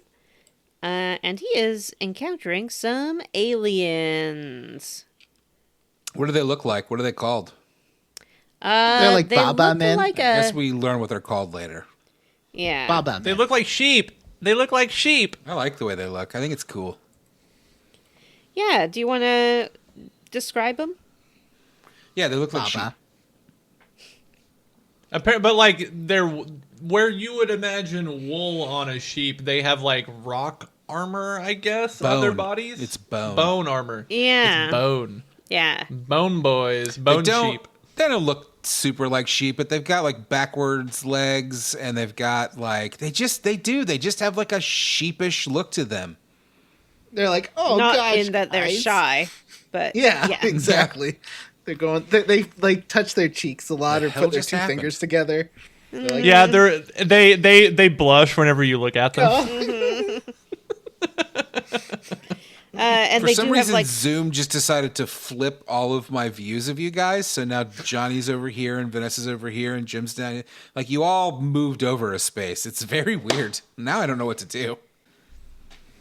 Anyway, and they the- look like sheep, and Yeah, I like they the. have I'm two into little the design. toes, It's like a little hoof. interesting. yeah. Yeah. And what I really love is that they're speaking a language that we don't understand because, of course, why would we? We have never met this species before, and we do not know their language. They're kind of yelling at Fisher, and Liam tells you, hey, be careful how you approach this. We only get one chance, at a first impression, first contact protocol. So what do you guys do? You go in diplomatically to meet these sheep? Matt? No, they hit him, and so I immediately opened fire. Yeah, they do hit Fisher, and I did shoot them as well. I think the first time I played this game, I did not, and tried to really, be diplomatic You about die. it. Yeah, And Fisher I did wondered. do a die. Yeah. Yeah, I wondered if it was possible, but I'll be honest, I was, metagaming. I was like, like I'm going to be killing these dudes. Like, these are the bad guys. oh, I I'm didn't not gonna realize you could drag things out. save Fisher. I saved him. There's the next saved guy him I too? think you can't, or I don't know if you can save the next No, guy. you I can't did save not. the next guy. Oh Kirkland. yeah, I was trying to be nice and not attack because I mean, I was watching him for a minute and just kind of like, I approached, with my hands up and tried to talk to them, but then they punched my crew member and I was like, well, now you got to fucking die. Now you got to die. Yep. Fisher is either okay or not, and we leave him there to recover and or be dead, and move on to find Kirkland next. But Kirkland, it's too late. As we come across him, he is being shot in the head by the cat. So sad. Yeah, you definitely... Well, because Liam won't stop talking about Kirkland after that. He's like, oh, Yeah. well, I want to keep killing these guys because they killed Kirkland. Am I gonna learn what the cat's deal is soon? Yes. I don't know if soon, but I think in the next chunker you will. You get that Yay, cutscene of exciting. that one cat guy walking around, stomping around with it looking really silly. Yeah, and he tries to do the raise his arm thing that we're gonna get to in Yeah. a second. It doesn't Yeah. work. Yeah. We sort of keep working our way across this planet. You can find a third crew member in a cave named Greer and send him back to Fisher. And eventually you find the crash, or I guess the landing site of the Pathfinder ship. They don't seem to have crashed. This is the ship that Daddy and Cora were on. And Cora's there fighting off some cat. You join in, and then she joins your party. And she tells you that your daddy has gone up a hill to try to turn off the lightning somehow. Because he wants to have a originating conversation with God. Yes, he wants to run Not up to that roll us hill. back too far here, but here's what I'm interested in, and I don't want an answer to, but I hope that I get a cat that joins my party. You know? I'm not looking at you guys because I think you'll spoil it with your faces. I don't know. I'm making hand gestures. I'm not. So we follow up the hill, This off. and there we find Daddy Pathfinder, Alec, and he is outside a cat base. He's like, "Great, now you can help me storm this cat base. Watch me use my special Pathfinder skills." Yes, Matt. We mentioned that we're the dad is the boss, but I don't think we said what he is. What's his job title? And what does that mean? Pathfinder. Pathfinder. Pathfinder is the forward scout to find a place for people to live. He's also like a complete badass leader. He's also a He's a dick. complete badass leader. And You he's have an a option dick. earlier before we even leave the ship where he's having kind of an argument with the captain of the ship, and you kind of get to choose between him or her as to like who you support. And I chose the captain just because I thought that was the more reasonable, argument. Like she's the captain of the ship, bro. You got to do what you like. Some of the people were like, I don't know, man. Maybe we do what the Pathfinder says, no matter what the captain says. Yeah, people are into him, and he shows us why when he starts like rushing the base and yelling like engineer mode go, soldier mode go, vanguard power activate. And he basically is using every class that you had access to in the original Mass Effect trilogy. Oh, I didn't notice this. He's so class switching. badass. He's like, no, I'm a tech. No, I'm a soldier. No, I'm a whatever else. Biotic. I can do it all. Snapping their necks and making them float and just being so cool. I didn't He's really the catch coolest this, dad. that he was like switching classes. Yeah. Yeah, he was. You could hear Sam be like sending senses into overdrive or whatever. Form of water. Activate. Yeah. And I'll form the head. this surprises Ryder, who's like, how is he doing that? And Cora's like, I don't want to talk about that right now. How he's doing that. It's a secret. Who's to say? He's got an AI in his brain. Who knows? So we reach the top of the cat base, and then Daddy needs quiet computer time. This is something Matt is really familiar with, and Very needs much so. needs some defense from interruption while he's having his quiet computer time. So This introduces you to the idea of like ordering your squad around, which I'm sure the other Mass Effects had too, right? I Yeah, think yeah. I remember yeah. it. I've never been great at this. I'm like AI controlled. You never need to. Companions. Just I'm hitting fucking these do buttons good. all the time. Are you? I hit that up button accidentally because I keep thinking it's the scanner button, and then sending Liam to like stand on top of a bookshelf or something all the Yeah, time. I keep forgetting which button the weapon wheel is, and I keep hitting the Yeah. D-pad and sending my party all over the place. The select button as the weapon wheel fucks me up bad. I Yeah, accidentally that's use my a- left bumper power all the time because I'm like weapon change. Yeah, that's a bad button mapping, I think. Yeah, I agree. Quit yawning. So I've been after Daddy accesses the computer, he tries to interface with it, and this does not go well. He sort of talks about how he's getting little snippets of something, but he can't quite make heads or tails of it. And then the balcony that they're on just starts to collapse a little bit, right? Like the door in front of him opens a little bit. Something comes out of there. Balcony starts collapsing. Everything goes. Is this when it explodes? Doesn't it explode with like yeah, a big whoosh? explodes. You and Dadddy are knocked off it. Once again, Ryder plummets down to the ground Yeah. and busts his or her dumb little helmet.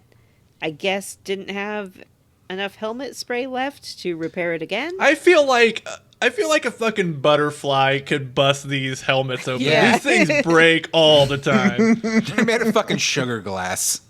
Yeah. Yeah. So you get a And, little sweet treat right before you choke to death. Yeah. We see Dadddy approaching, and he does something, and we sort of like zoom in on Ryder's like nervous system. Mm-hmm. We saw a little bit of this in Mass Effect 2 when Shepard was brought back to life. So I guess Yeah. this is Oh yeah, when he was like being rebuilt. So Yeah. why didn't he just use his Omni Gel like she did to repair her helmet? Yeah, good. That's a great question, John. Because she did do I it. think like At the the beginning of the entire mission. helmet was destroyed, wasn't it? Like it wasn't just the It glass. was the glass was like, the- shattered, but it was still a helmet. Oh, I don't know. I don't He's know. just not very smart. Well, he's not very smart at all now because we wake up back on the ship, the Hyperion, and it turns out that Dadddy is dead. Whoa! Goodbye, Clancy Brown. Yeah. Enjoy that No more clanky. quick paycheck. More like Clancy Frown. Oh, Clancy smile all the way to the bank because he only had to do like 3 days of Yeah. line recording.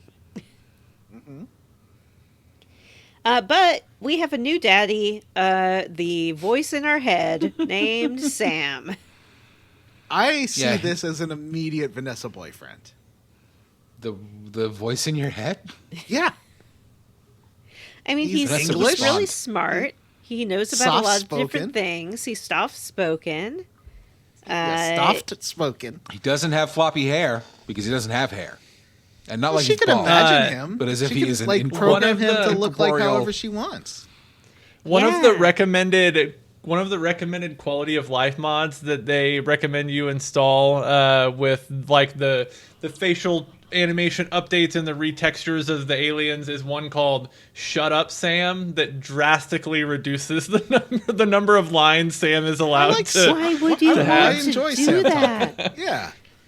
The only way I'd like him more is if he talked more and also was Arthur from Journeyman Projects Yeah, I was 2 about and to 3. say. Legacy of There's also another mod, and I noticed this when I was playing the game and I didn't have the mods on, but your party characters will grunt all the time. They're always grunting. Have you guys noticed that? They'll go, Yeah. They're as they making a lot climb of over effort. stuff.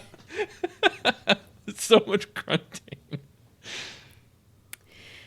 So with a robot living in our head now, we decide to fly this ship right on over to the Nexus, which is meant to be sort of the citadel of this new galaxy.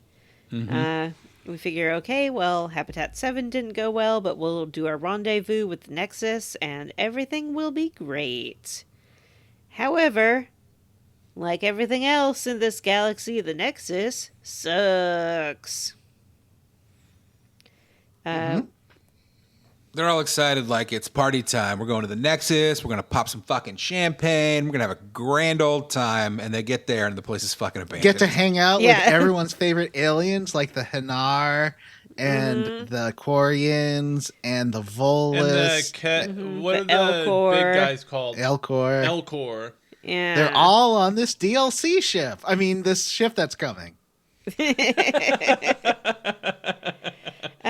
So the Nexus is pretty empty. The power doesn't seem to be fully operational. And we wander on and find a guy working on a panel. Yeah, I love this And- hard hat, man. Yeah. You clear your throat and he jumps up and he's like, oh my god, the sensor said that an arc was docking, but we didn't believe it because everything here is shit. It just tells us things all the time that aren't true. But he's very That's excited what happens about when seeing you him. order your fucking space station from Temu. You know what I mean? I like how it looks like a citadel. Yeah. A little bit. It does have an Avena. You can talk to the Avena, and Yeah. she's very unhelpful. Yeah. Yep. No, like the shape of it. It's shaped like a citadel, right? It is shaped like a citadel and it Well, if it functions like a fucking- yeah. citadel. If it ain't broke, don't fix it, man. Yeah. It's a Yeah. citadel. Like, is that shocking to you when you see Well, it is, like but no, an it's weird aircraft it carrier, and is- then you see a second one? Are you like, what? They look the same? No. Well, it's part of the Citadel lore that they largely don't know how it works because that's it's right. Reaper technology. So like Yeah. it just kind of functions on its own. Yeah, So but the they fact that made they were one- able to rebuild it is interesting. They made it from human technology, and it kind of sucks. I don't know. Yeah, maybe that's why it sucks so hard. Yeah. There's no keepers. No keepers. There is a Turian named Kandros, who's the head of security, and he takes us to the, I guess, bridge or control center, where we get to meet Director Tan. Hey, everybody, it's Director Tan, voiced by future Taskmaster contestant Kumail Nanjiani. Look He for him sounds this fucking spring on terrible. Taskmaster. He sounds. I don't get it. I really like him in this game, and I think It sounds great. like they ran him through like an auto tune and like But that's what they jacked do it to up. all the what are those aliens called?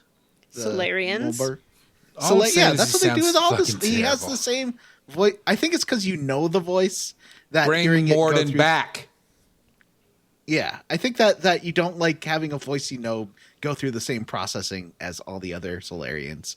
But I don't know. I maybe think he you're does a right. really good job, and I think he makes a really funny Solarian. I like it. I don't know. Maybe I'm too positive. Maybe I like Kumail Nanjiani too much, but I thought he was great in this. Yeah, why don't you marry him already? He can't. No. Only I'm allowed to marry people who appear on Taskmaster.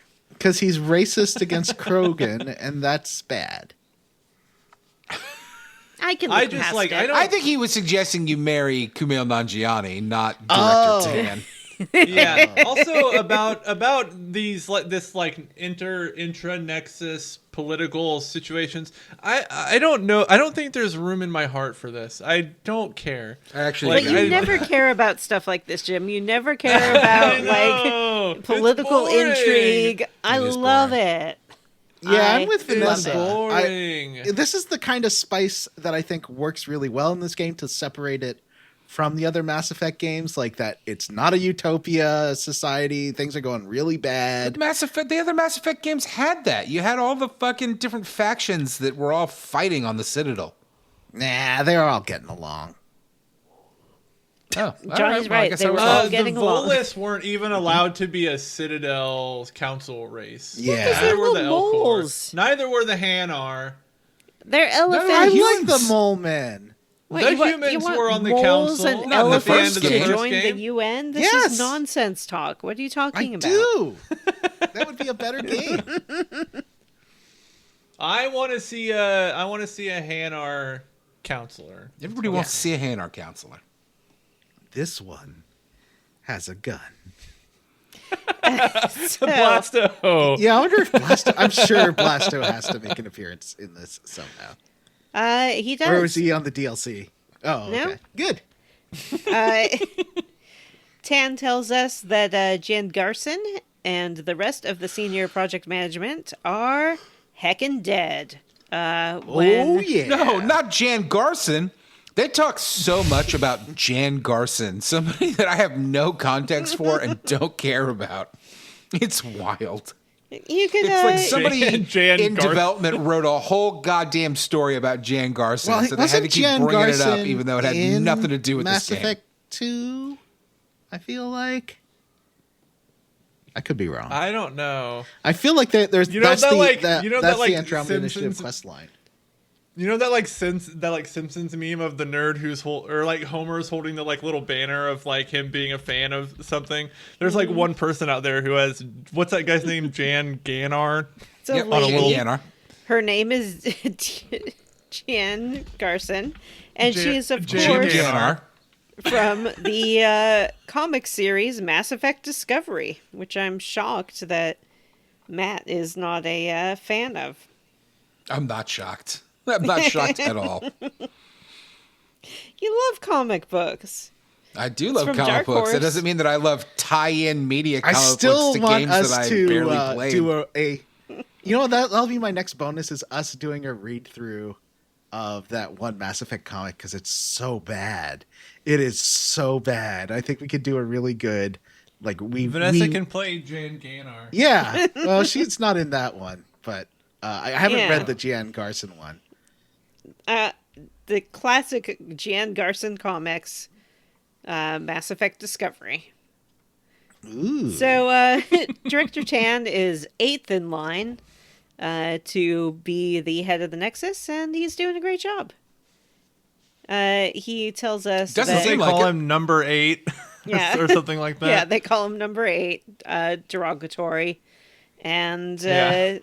we're told that a whole bunch of people sort of rebelled against the Nexus leadership and left the station because they were unhappy with the state of affairs, and they were promised that their family would be thawed out, but there aren't enough resources to thaw everyone. So a whole bunch I of like that people they're are like, still on and we ice. call them exiles, and then we call these other ones it reminds me of that one Community episode where the floor is lava, they take too seriously, and by the time Britta comes in, they all have words for everything. Yeah, it feels like a Lord of the Flies situation a little bit, where they have made up like all these crazy names for each other, and It's not going well, but Tan is happy-ish to see us and thinks that maybe we can really turn things around and also help solidify his leadership because nobody else seems to like him. Nobody seems to be like really happy to see these people show up. They're Krogan like, we're on the ladies brink of happy. everybody starvation. wants We're you gonna to solidify die. their leadership too. We don't believe in you. It feels like forced drama, right? Like, Yeah, well, we meet Foster Addison, who was a friend of our father's, or at least a colleague, and A lover. she is not happy clearly that a he's dead. lover of Dadddy. Yeah, He's- she's bitter. Yeah, she's like, In your conversations, you can ask like, "What's your relationship with my father?" And she's like, "I'm not your new mom." yeah. I assume that you immediately fell in love with her, Matt, because she's so mean to us. You assumed incorrectly. You will never.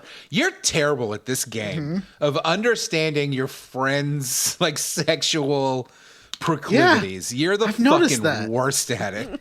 Yeah, I think she said I like the engineer on the ship. No, thank you. No. I mean, there's a Krogan right there. But anyway, there's a lady Yeah, Krogan. I noticed the initiative must not like overweight people, like people with a little bit of girth. You know, I mean, they're Yeah. fucking astronauts. I don't know if you know this, but they do have to travel through space and shit. Like, typically, you kind of need to be in shape to do that type of labor. Not in Round is Wally. a shape. oh, you don't need to be in That's shape not to sleep Wally's for not a good 600 years. example. Those people have been stuck on that ship. They should all look like Wally guys. Yeah. While you're cryogenically frozen for 600 years, your body continues to gain weight. And you Actually float kinda around in makes this chairs with kind of little sense. drinks. There should be like 10% of them that it makes overweight, just like a sample of like Earth. That's a good hypothetical. Would you go into cryosleep for 600 years if there was a 10% chance it would make you overweight? Sure. Why not? Yeah, I would. Don't ask the fat guys on the podcast that question. But there's only fat guys on the pod. Oh. What about Jim?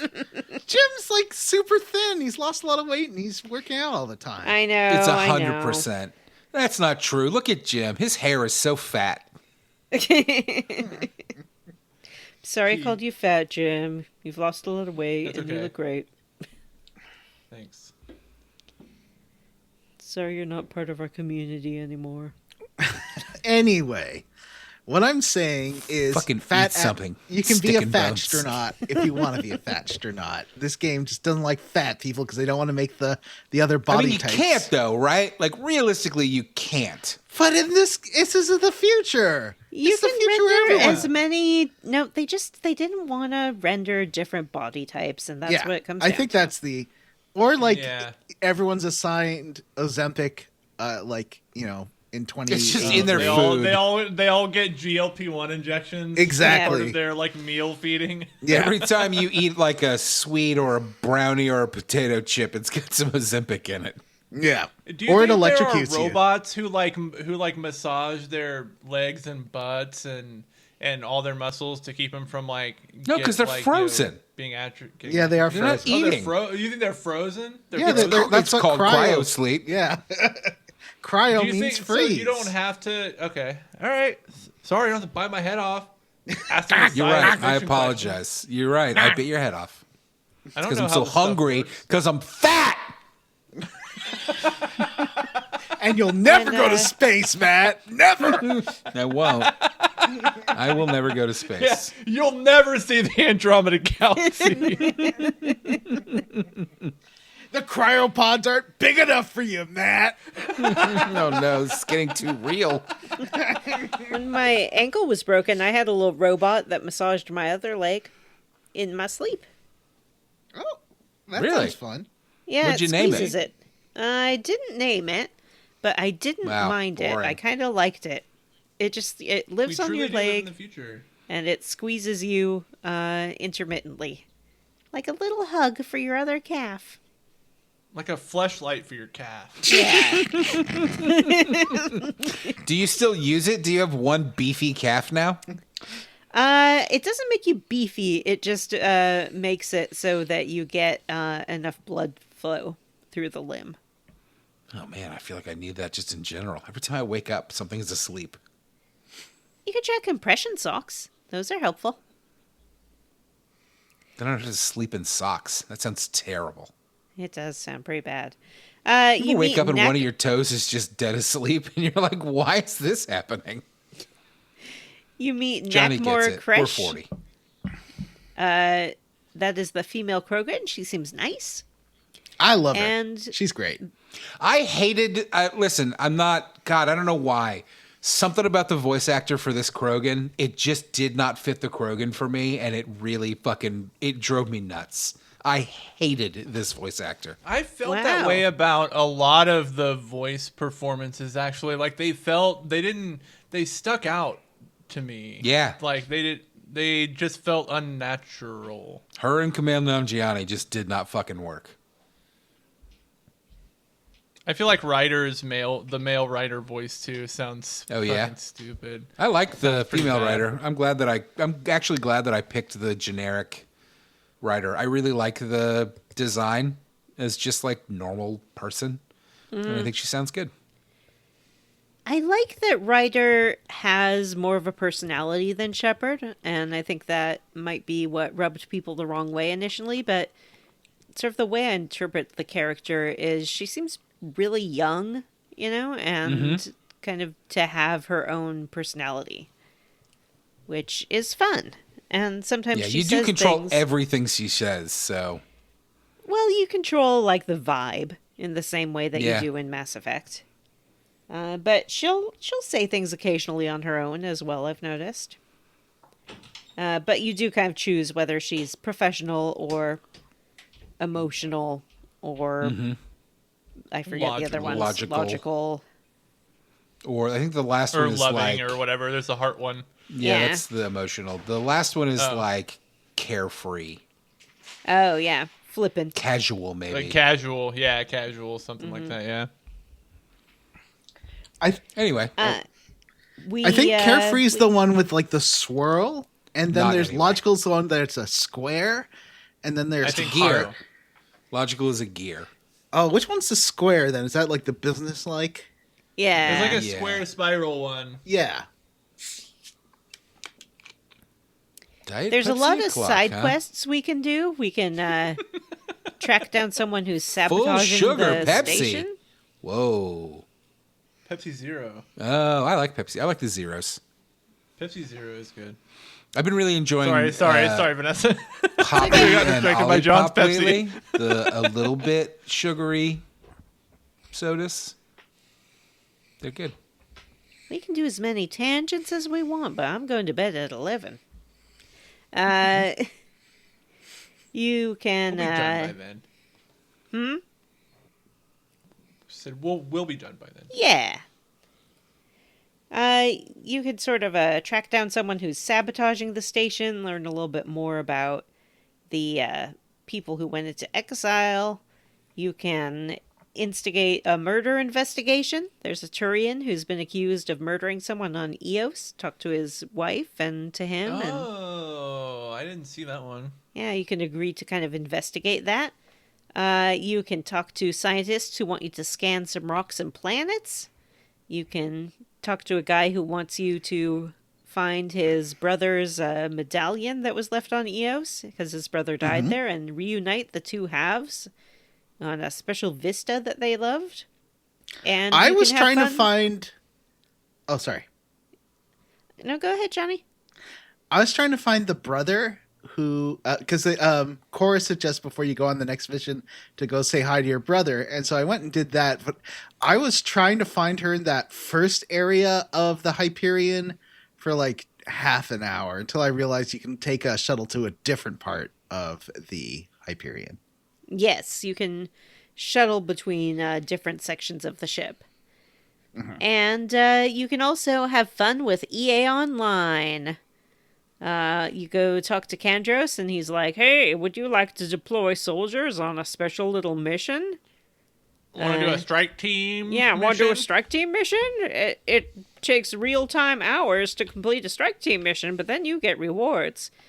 What's irritating about this is that if you put the Xbox into sleep mode, it kicks you off EA Online. So you have to, and it won't go back on unless you go to the main menu of the game and connect back to EA Online, which is that's so not annoying. how modern games work. So I rarely use this because I'm never actually connected to EA Online.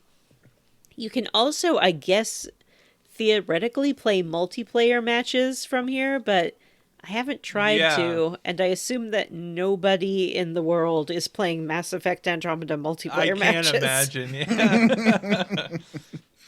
There was when I was reading a description from one of the mods that you can install. The description said like made by a Mass Effect 3 multiplayer vet, and Mass Effect Andromeda multiplayer vet, and I was like, what the fuck is that?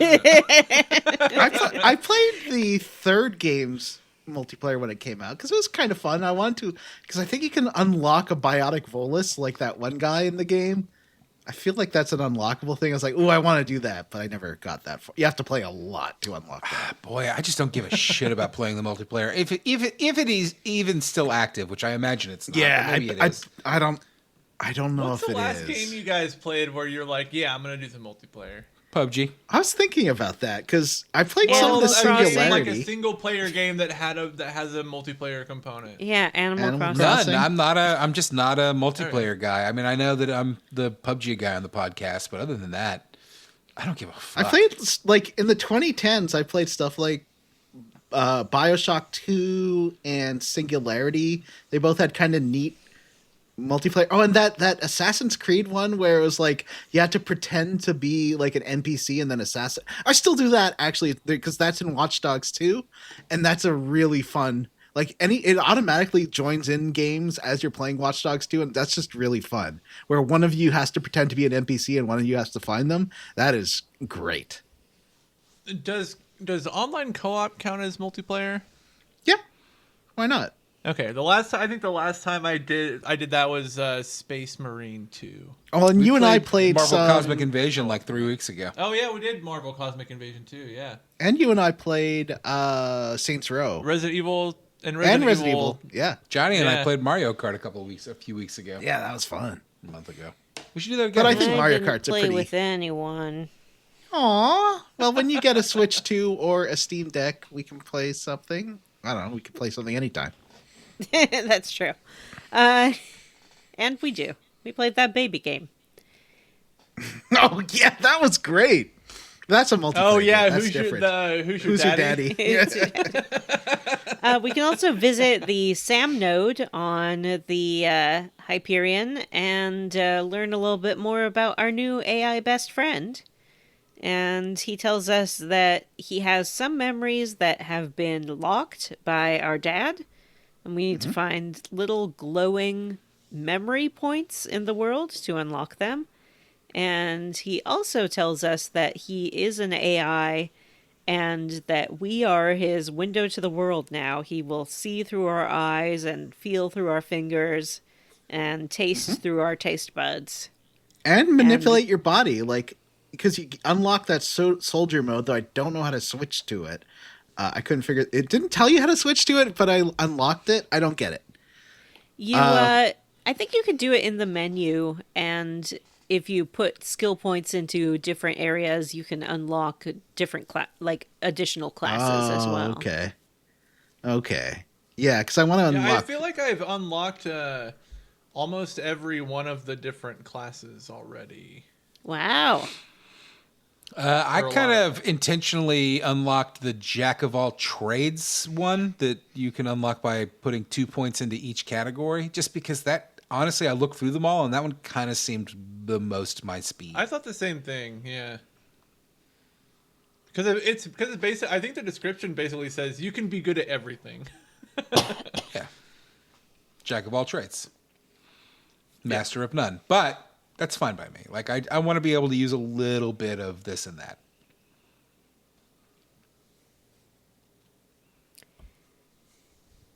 Because it turns out that you don't have to be a master of shooting things with guns to still probably do just fine in this game. And every game, if we're being honest. Like, just shooting things is going to work for you 9 times out of 10. And the powers and the tech stuff is just kind of fun stuff you can do. I like being a biotic. I like using singularity because enemies use a lot of cover, and if you hit them with a singularity, they float up right from behind it, and then you can shoot them. Yeah, I've been using I think it's pull, right? Pull and push. I've been using pull a lot. It's fun. Throw them up in the air and just fucking mow them down. But I'm terrible at aiming in these games. I like the idea of unlocking dad memory stuff by finding those points, but I hate the dad characters so much that I unlock them because I love the unlocking part, but I don't want to listen to them because it's a chore because the dad sucks. And I don't want to hear your stupid dad talking about things. Shut up, Dad! Wow. John hates Clancy Brown. Got it. So mean. We can also go to our dad's room and dig around his stuff and There should have been a read a sex little toy. bit of his journal. Find his sex toy, which is a model of the Normandy. Ooh. Ow. And we are tasked by Tan to go to Eos, which is a planet that the Nexus people had attempted to colonize but didn't work out, and see what we can do now that we're the Pathfinder. So we head on outside, and there we get a brand new ship. It's the Tempest. It's just a little guy. It looks cool. I like it. Yeah. Yeah, it did look cool. It's a great looking ship. Really good design. And we meet Vetra Nix, who is a female Turian. Outside, she's kind of helping load things up, and she talks to a guy who says, "Oh, Addison says you can't leave until a full inventory is done," and she manipulates him by saying that she'll get his brother out of cryo if he just lets the paperwork slide. Mm-hmm. What a little scam. Son. Oh, son, right. His brother's son. And on board, we meet the rest of the crew. There's Callow Jath, the Solarian pilot. Suvi Anwar, a human science officer and a total gym girlfriend. Am I right, Jim? I don't remember this person. Is that the one who looks like Posh Spice? Not Posh Spice. Which one is it? Ginger Spice. She looks like Ginger Spice. She's Scottish. But she's Scottish? Yeah. Oh, yeah. Oh, the redheaded Scottish lady. You can tell they're like, Hello, we need Sarah someone Ryder's for the new love. straights. Yeah, we need a new straight man dream girl. So here she is. No, I hope she's gay because Sarah Ryder's interested. There's... Can you romance her? I don't know, but I'm going to find out. Probably. You can romance She's very religious, everyone. Oh, she is. Yeah, female You. romance option. Yuck. Never mind. She's a religious character. Yeah. That's what Johnny just I said. don't know about that. Oh, sorry. I was reading. Listen with your ears, not with your mouth, Jim. Yeah. Sorry. There's Dr. Lexi Taparo, the Asari medical officer. Do y'all know who voices Dr. Lexi Taparo? Who is it, your mom? Yeah, it's my mother, Natalie Dormer. Oh, I like her. Who's Natalie Dormer? That's a name I She was recognize. in Game of Thrones. She's, she's one of them actresses. I can't That's really bad. focus. Yeah. There she is. There she is. Who was she in Game of Thrones? Hold on. She was Marjorie, the one who marries Joffrey. Yeah. Marjorie Matt looks is like he's definitely never not her heard name. of Margary. Marguerite Tyrell. Was she part of the Red Wedding? No. I don't know. Okay. Oh, I do she recognize was her. also She's in- very cute. Yeah, she was in Hunger Yeah, she's Games. pretty. She was in The Tudors. She's been in a few things. Toot, toot, The Tudors, is that about butts? toot, Yep. toot. And there's Gil Brody, the chief engineer, who I thought would be a Johnny boyfriend because he has facial hair. Vanessa, you don't understand. It's not every guy with facial hair and every mean woman for Matt. Every guy He with has a- facial hair for me and every mean woman for Matt. No, I Big don't like handlebar most mustache. mean women. Does have a handlebar mustache. Isn't he also Scottish? Yeah, I think so. Just an I went to the overabundance lock. of Scots in this. That's all I know Uh, about Scotland. What do y'all think about the Tempest? Do you like this little ship? Yeah, it's great. We said it would look good and cool. It's got like her captain's area. I don't like that it's not separated by any doors. So I feel like if you have a bang time, Liam will hear it downstairs. It has doors, doesn't it, to her main It's- room? It's got a real it's got a fucking round table, which Yeah. is weird. This is a spaceship, and it's got like a party. Let's all hang out. There's like couches and a fucking round table. Yeah. Weird stuff. You can change your clothes in here, sort of the color scheme of your armor and your casual clothes. And you can change into a Blasto t-shirt. That's right. I said Blasto was in this game, and I didn't lie. Wow. I thought you were lying. I didn't go there. That's 'Cause I awesome. didn't have I time. need to do that next time. Yeah, I haven't done that either. I feel like I'm really into this game. I like it. I feel like I'm gonna like really dig in and get ahead and do everything. Not everything, but all the stuff I'm interested in, but I'm trying to like knock off the end of Unicorn Overlord. So I'm sure that you'll get into it, and you'll I get am into into that Blasto t-shirt as well. So, with our crew assembled, we take off for Eos, a brand new world. And we'll talk about that next time on Square Roots. Don't you dare close your eyes. Because I'm cutting off the love it. codex there, so we have time to level up. yeah, good idea. Good Fuck it. thinking. Snip, You know, snap. isn't that where we were supposed to leave off, and then you changed your mind? No. We're Not supposed to go a little exactly, further, but right? it's close enough, yeah. Yeah, it's fine. So next time we'll talk about Eos and try to finish the mission A Trail of Hope. Eos was the goddess of the dawn. Ooh, In case you guys were a curious. new dawn. And this is the a dawn new of our day, adventure. The dawn of our adventure. I think we'll have to save your bullshit minigame corner for next time as well, Johnny, because it's not till Eos that we really start getting into the bullshit, unless you want to talk about Yeah. scanning. If you want to see a I mean, picture of Eos's tits, follow the link that I just sent you. Are we going to talk about the bullshit planet scanning next time? Because fuck that. It sucks. Yeah, we'll talk about that as well. Yeah. All right. So, before we move on to our level up, I would like to know what y'all are squarely against. Jim. I'm going to be positive, and I'm going to say that I am roundly for the combat and the design of the Tempest. When I've been playing some Mass Effect 2 on stream, and like my preferred way to do the Mass Effect combat is to get a sniper rifle and meticulously shoot every enemy in the head. It's very satisfying to me, and I'm glad that I can continue to do that in Mass Effect Andromeda. Yeah, that's it for me. Matt, what are you squarely against? Jump jets.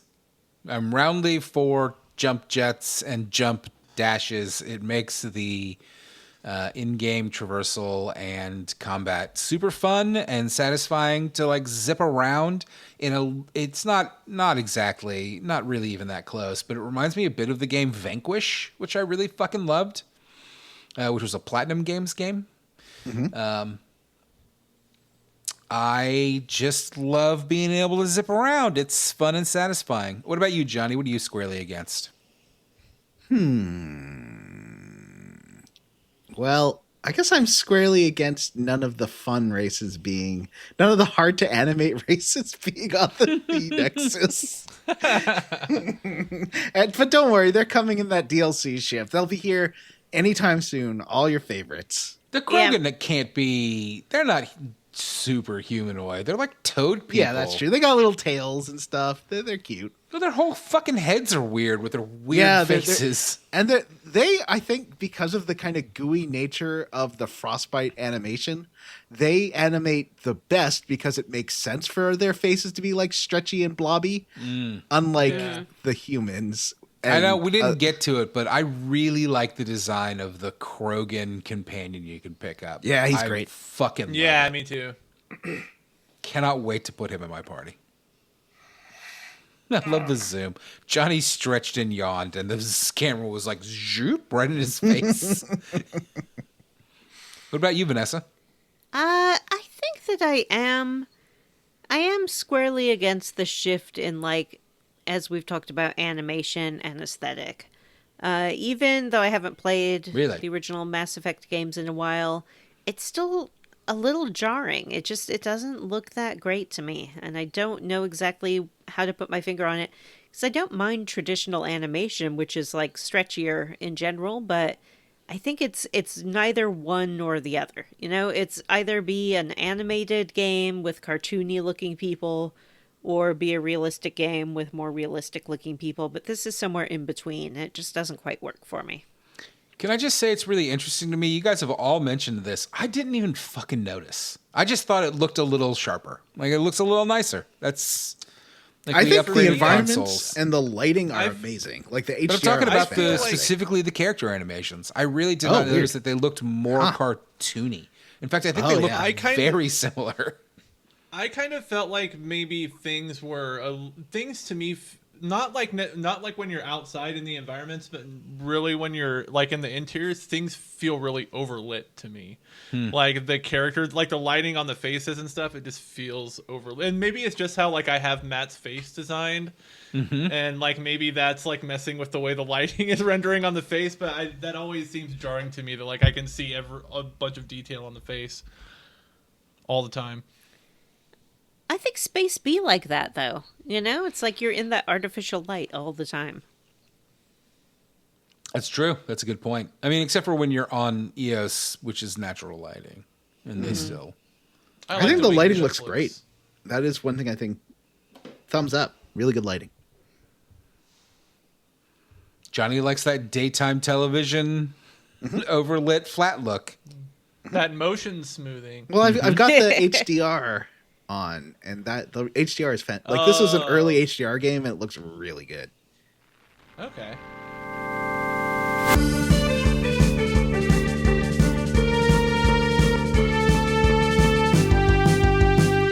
So, now that our business is out of the way, it's time for pleasure. When we get to talk about how we leveled up this week. And to begin with, I would like to hear from Matt. That's right, Matthew. Number one. I knew you were gonna, I don't know why, but I just intuited it. I was yawning and I was like, she's going to pick me. I really don't have much to talk about. I did start reading a new book. I was kind of bounced off of a couple of books. Was having a tough time getting into anything. And then I was like, I needed like a reset. I need to recalibrate my brain. And I decided to poke around in the nonfiction section of Amazon. And then I accidentally bought a book called Replay, The History of Video Games, because my big fat fingers hit the buy now in one click button. And but I said, fuck it. It looks good. So I started reading it, and I'm really enjoying it. I'm about a quarter of the way through the book, into the mid-'80s, and it is pretty interesting. It's a lot of facts that most of you guys know, I'm sure, or most people are, in this community are pretty familiar with, but are you going to get Nolan Bushnell's shirt? Was it I'm a fuck machine or something? Yeah, that was great. The story of Atari when Atari sells itself to Warner because they were making money, but then immediately spending all that money and always on the verge of shutting down. So they sold themselves to Warner, and Warner hired a guy to come in to consult at first, but who eventually took over as the CEO. Then he comes in his suit and tie, and Nolan Bushnell is wearing a t-shirt that says, I like to fuck. That's a good fucking story. It's interesting stuff, and I'm excited to read more of it. But otherwise, I haven't really played much, done much. I'm still playing Unicorn Overlord. That game is fun. And the only other thing that happened to me is that I was taking a walk the other day and got to see a car swerve out of the road and into the median and slam into a tree. And it was kind of terrifying. Did you have to call the emergency peoples? I did. I ran across the street. The man fell out of the it was like a minivan, like a work minivan. Did you give him like CPR? Tools and stuff. Kind of like fell out of the thing and was sitting on the ground, clearly just fucked up, and was bleeding from the face. And I ran over and was like, hey, are you okay? And he shook his head, and I said, you want me to call 911? And he nodded his head. And I dialed 911, and as the call was connecting, I turned around, and a cop was walking up. He was right behind them and had just pulled over and turned on his lights. And I just kind of hung up the phone and looked at the man and looked at the cop and was like, you've got this, and left. That's what am I supposed to do? That still sounds really upsetting to witness, though. I'm sorry you had to see that. Yeah, it was not great, to be honest with you. That's it. That's how I leveled up. I witnessed a terrible car crash. Vanessa. Oh. Well. Tell me about Animal Crossing. I will, because it's back, baby, in a big way. 3.0! Animal Crossing 3.0 dropped. Years ago, when 2.0 dropped, they said, this is it. That's all. We're not going to make any more Animal Crossing content, but they're filthy liars. Yeah, those games make too much money. Yeah, I think it's because they wanted to sell the Switch 2 and realized what a draw Animal Crossing was, but they didn't have a new Animal Crossing game, so they're like, but what if there's more Animal Crossing content and you could play it on your Switch too? We released also, a new console.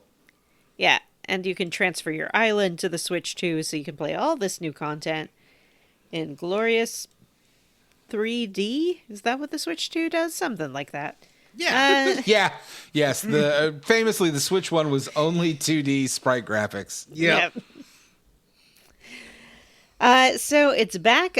Everybody, no matter who you are, has a hotel on your Animal Crossing island. It sits on the end of the pier, and you can go and design hotel rooms for visitors. And once you do, visitors will start coming to your island. Little randomized animal visitors who walk around and enjoy everything your island has to offer. It's super cute. Like cuck chairs. A cuck couch. It was a cuck couch. And in addition to that, there's some new items. There's a whole line of items and outfits based on Legend of Zelda.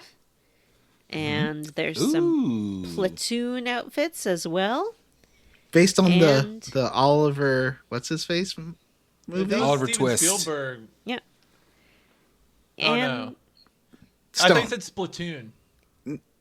Platoon. Like, oh, not Platoon, the Oliver Stone. No, Splatoon, the Steven Spielberg video that makes game. more sense.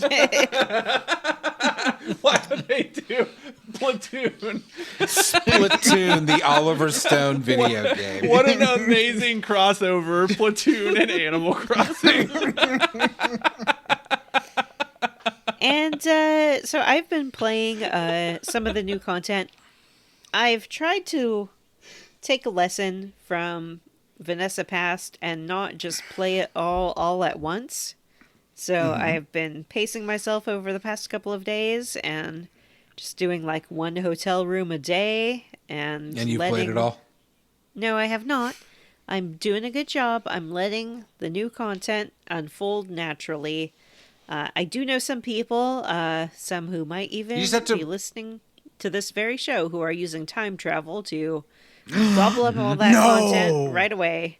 I was gonna Gobble, say, gobble, like, gobble, gobble, Animal gobble. Crossing My daughter does that. deliberately stops you from being able to like binge it because you only get a certain amount per day. But I forgot about that. You can cheat. Yep. You should treat it like you're a teenager who is only allowed so much Switch time per day. You know? I think that people should play it in the way that works for them. But for me, I want to prolong my pleasure and just do little bits at a time. I've also been watching the new series of American Traders. It's back too.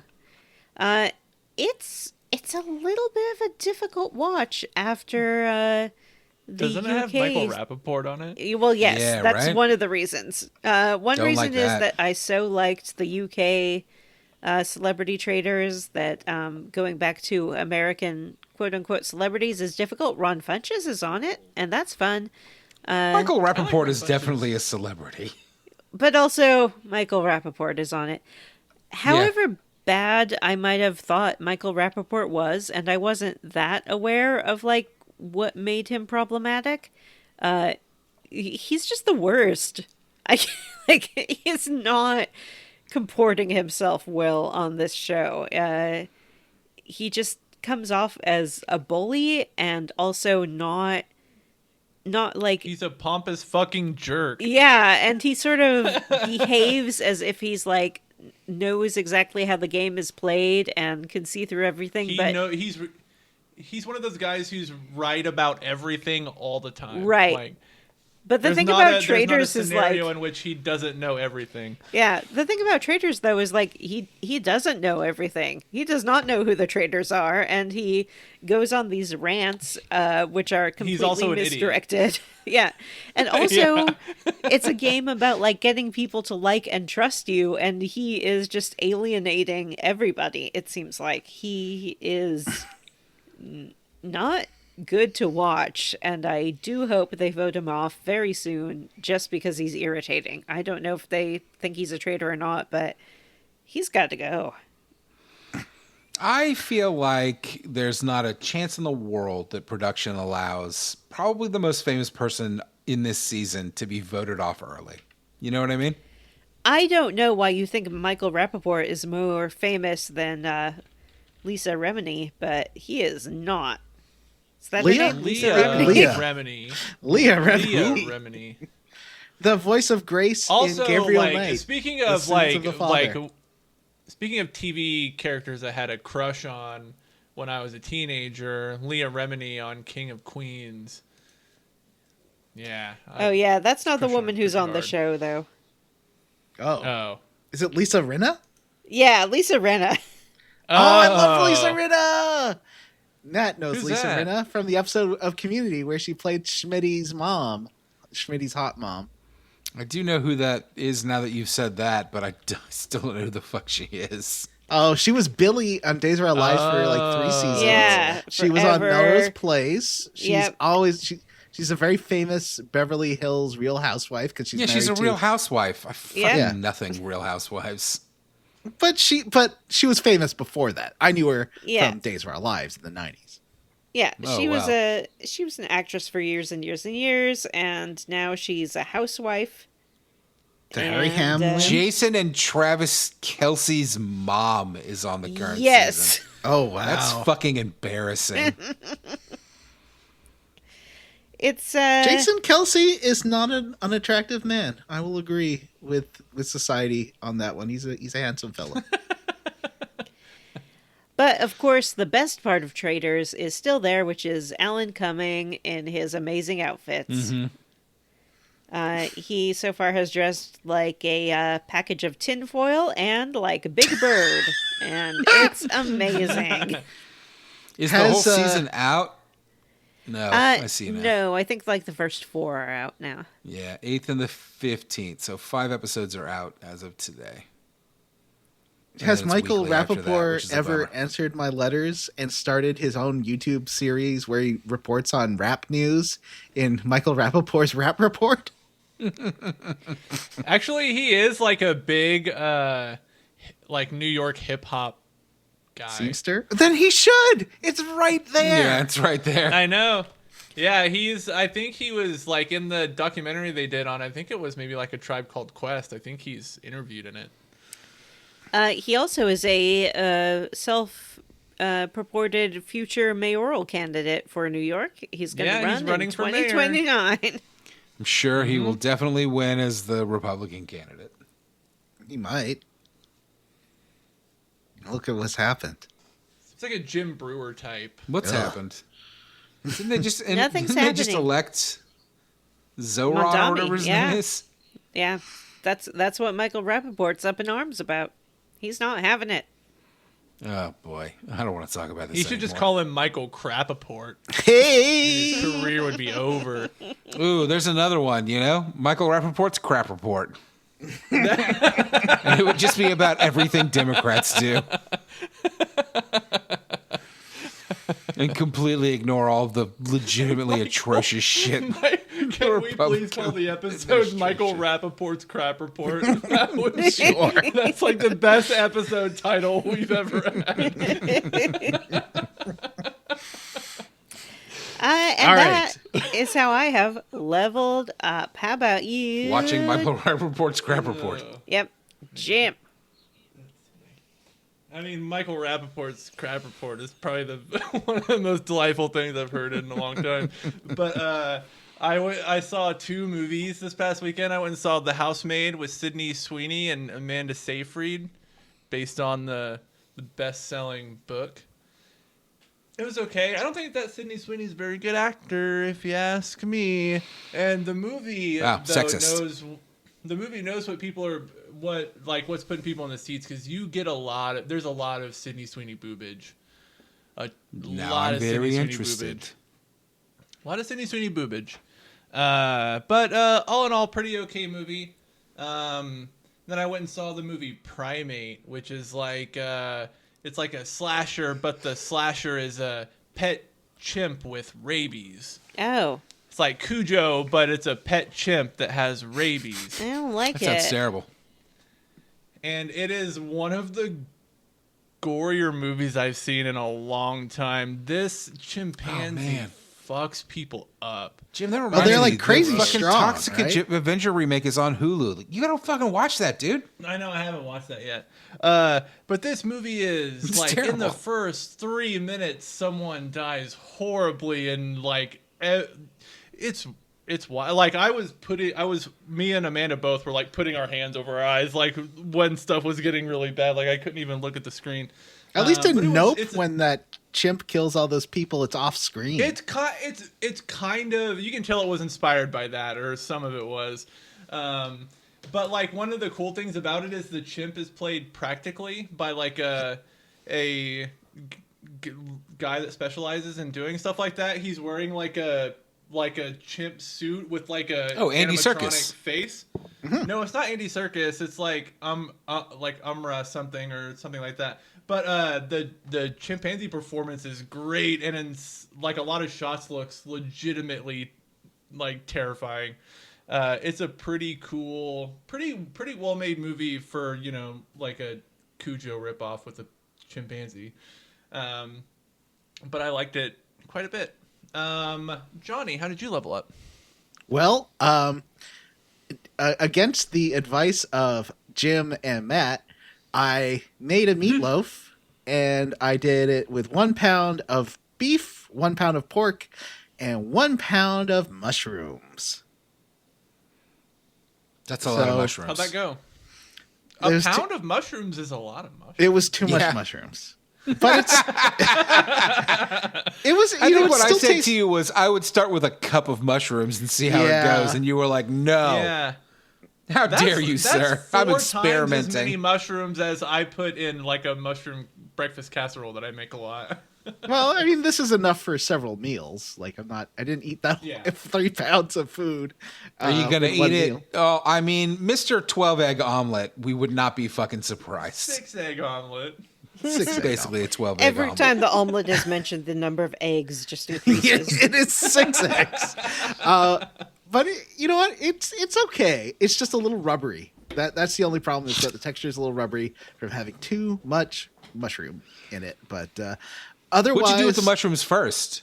Anything? I sauteed them with the onion. Did you chop them up?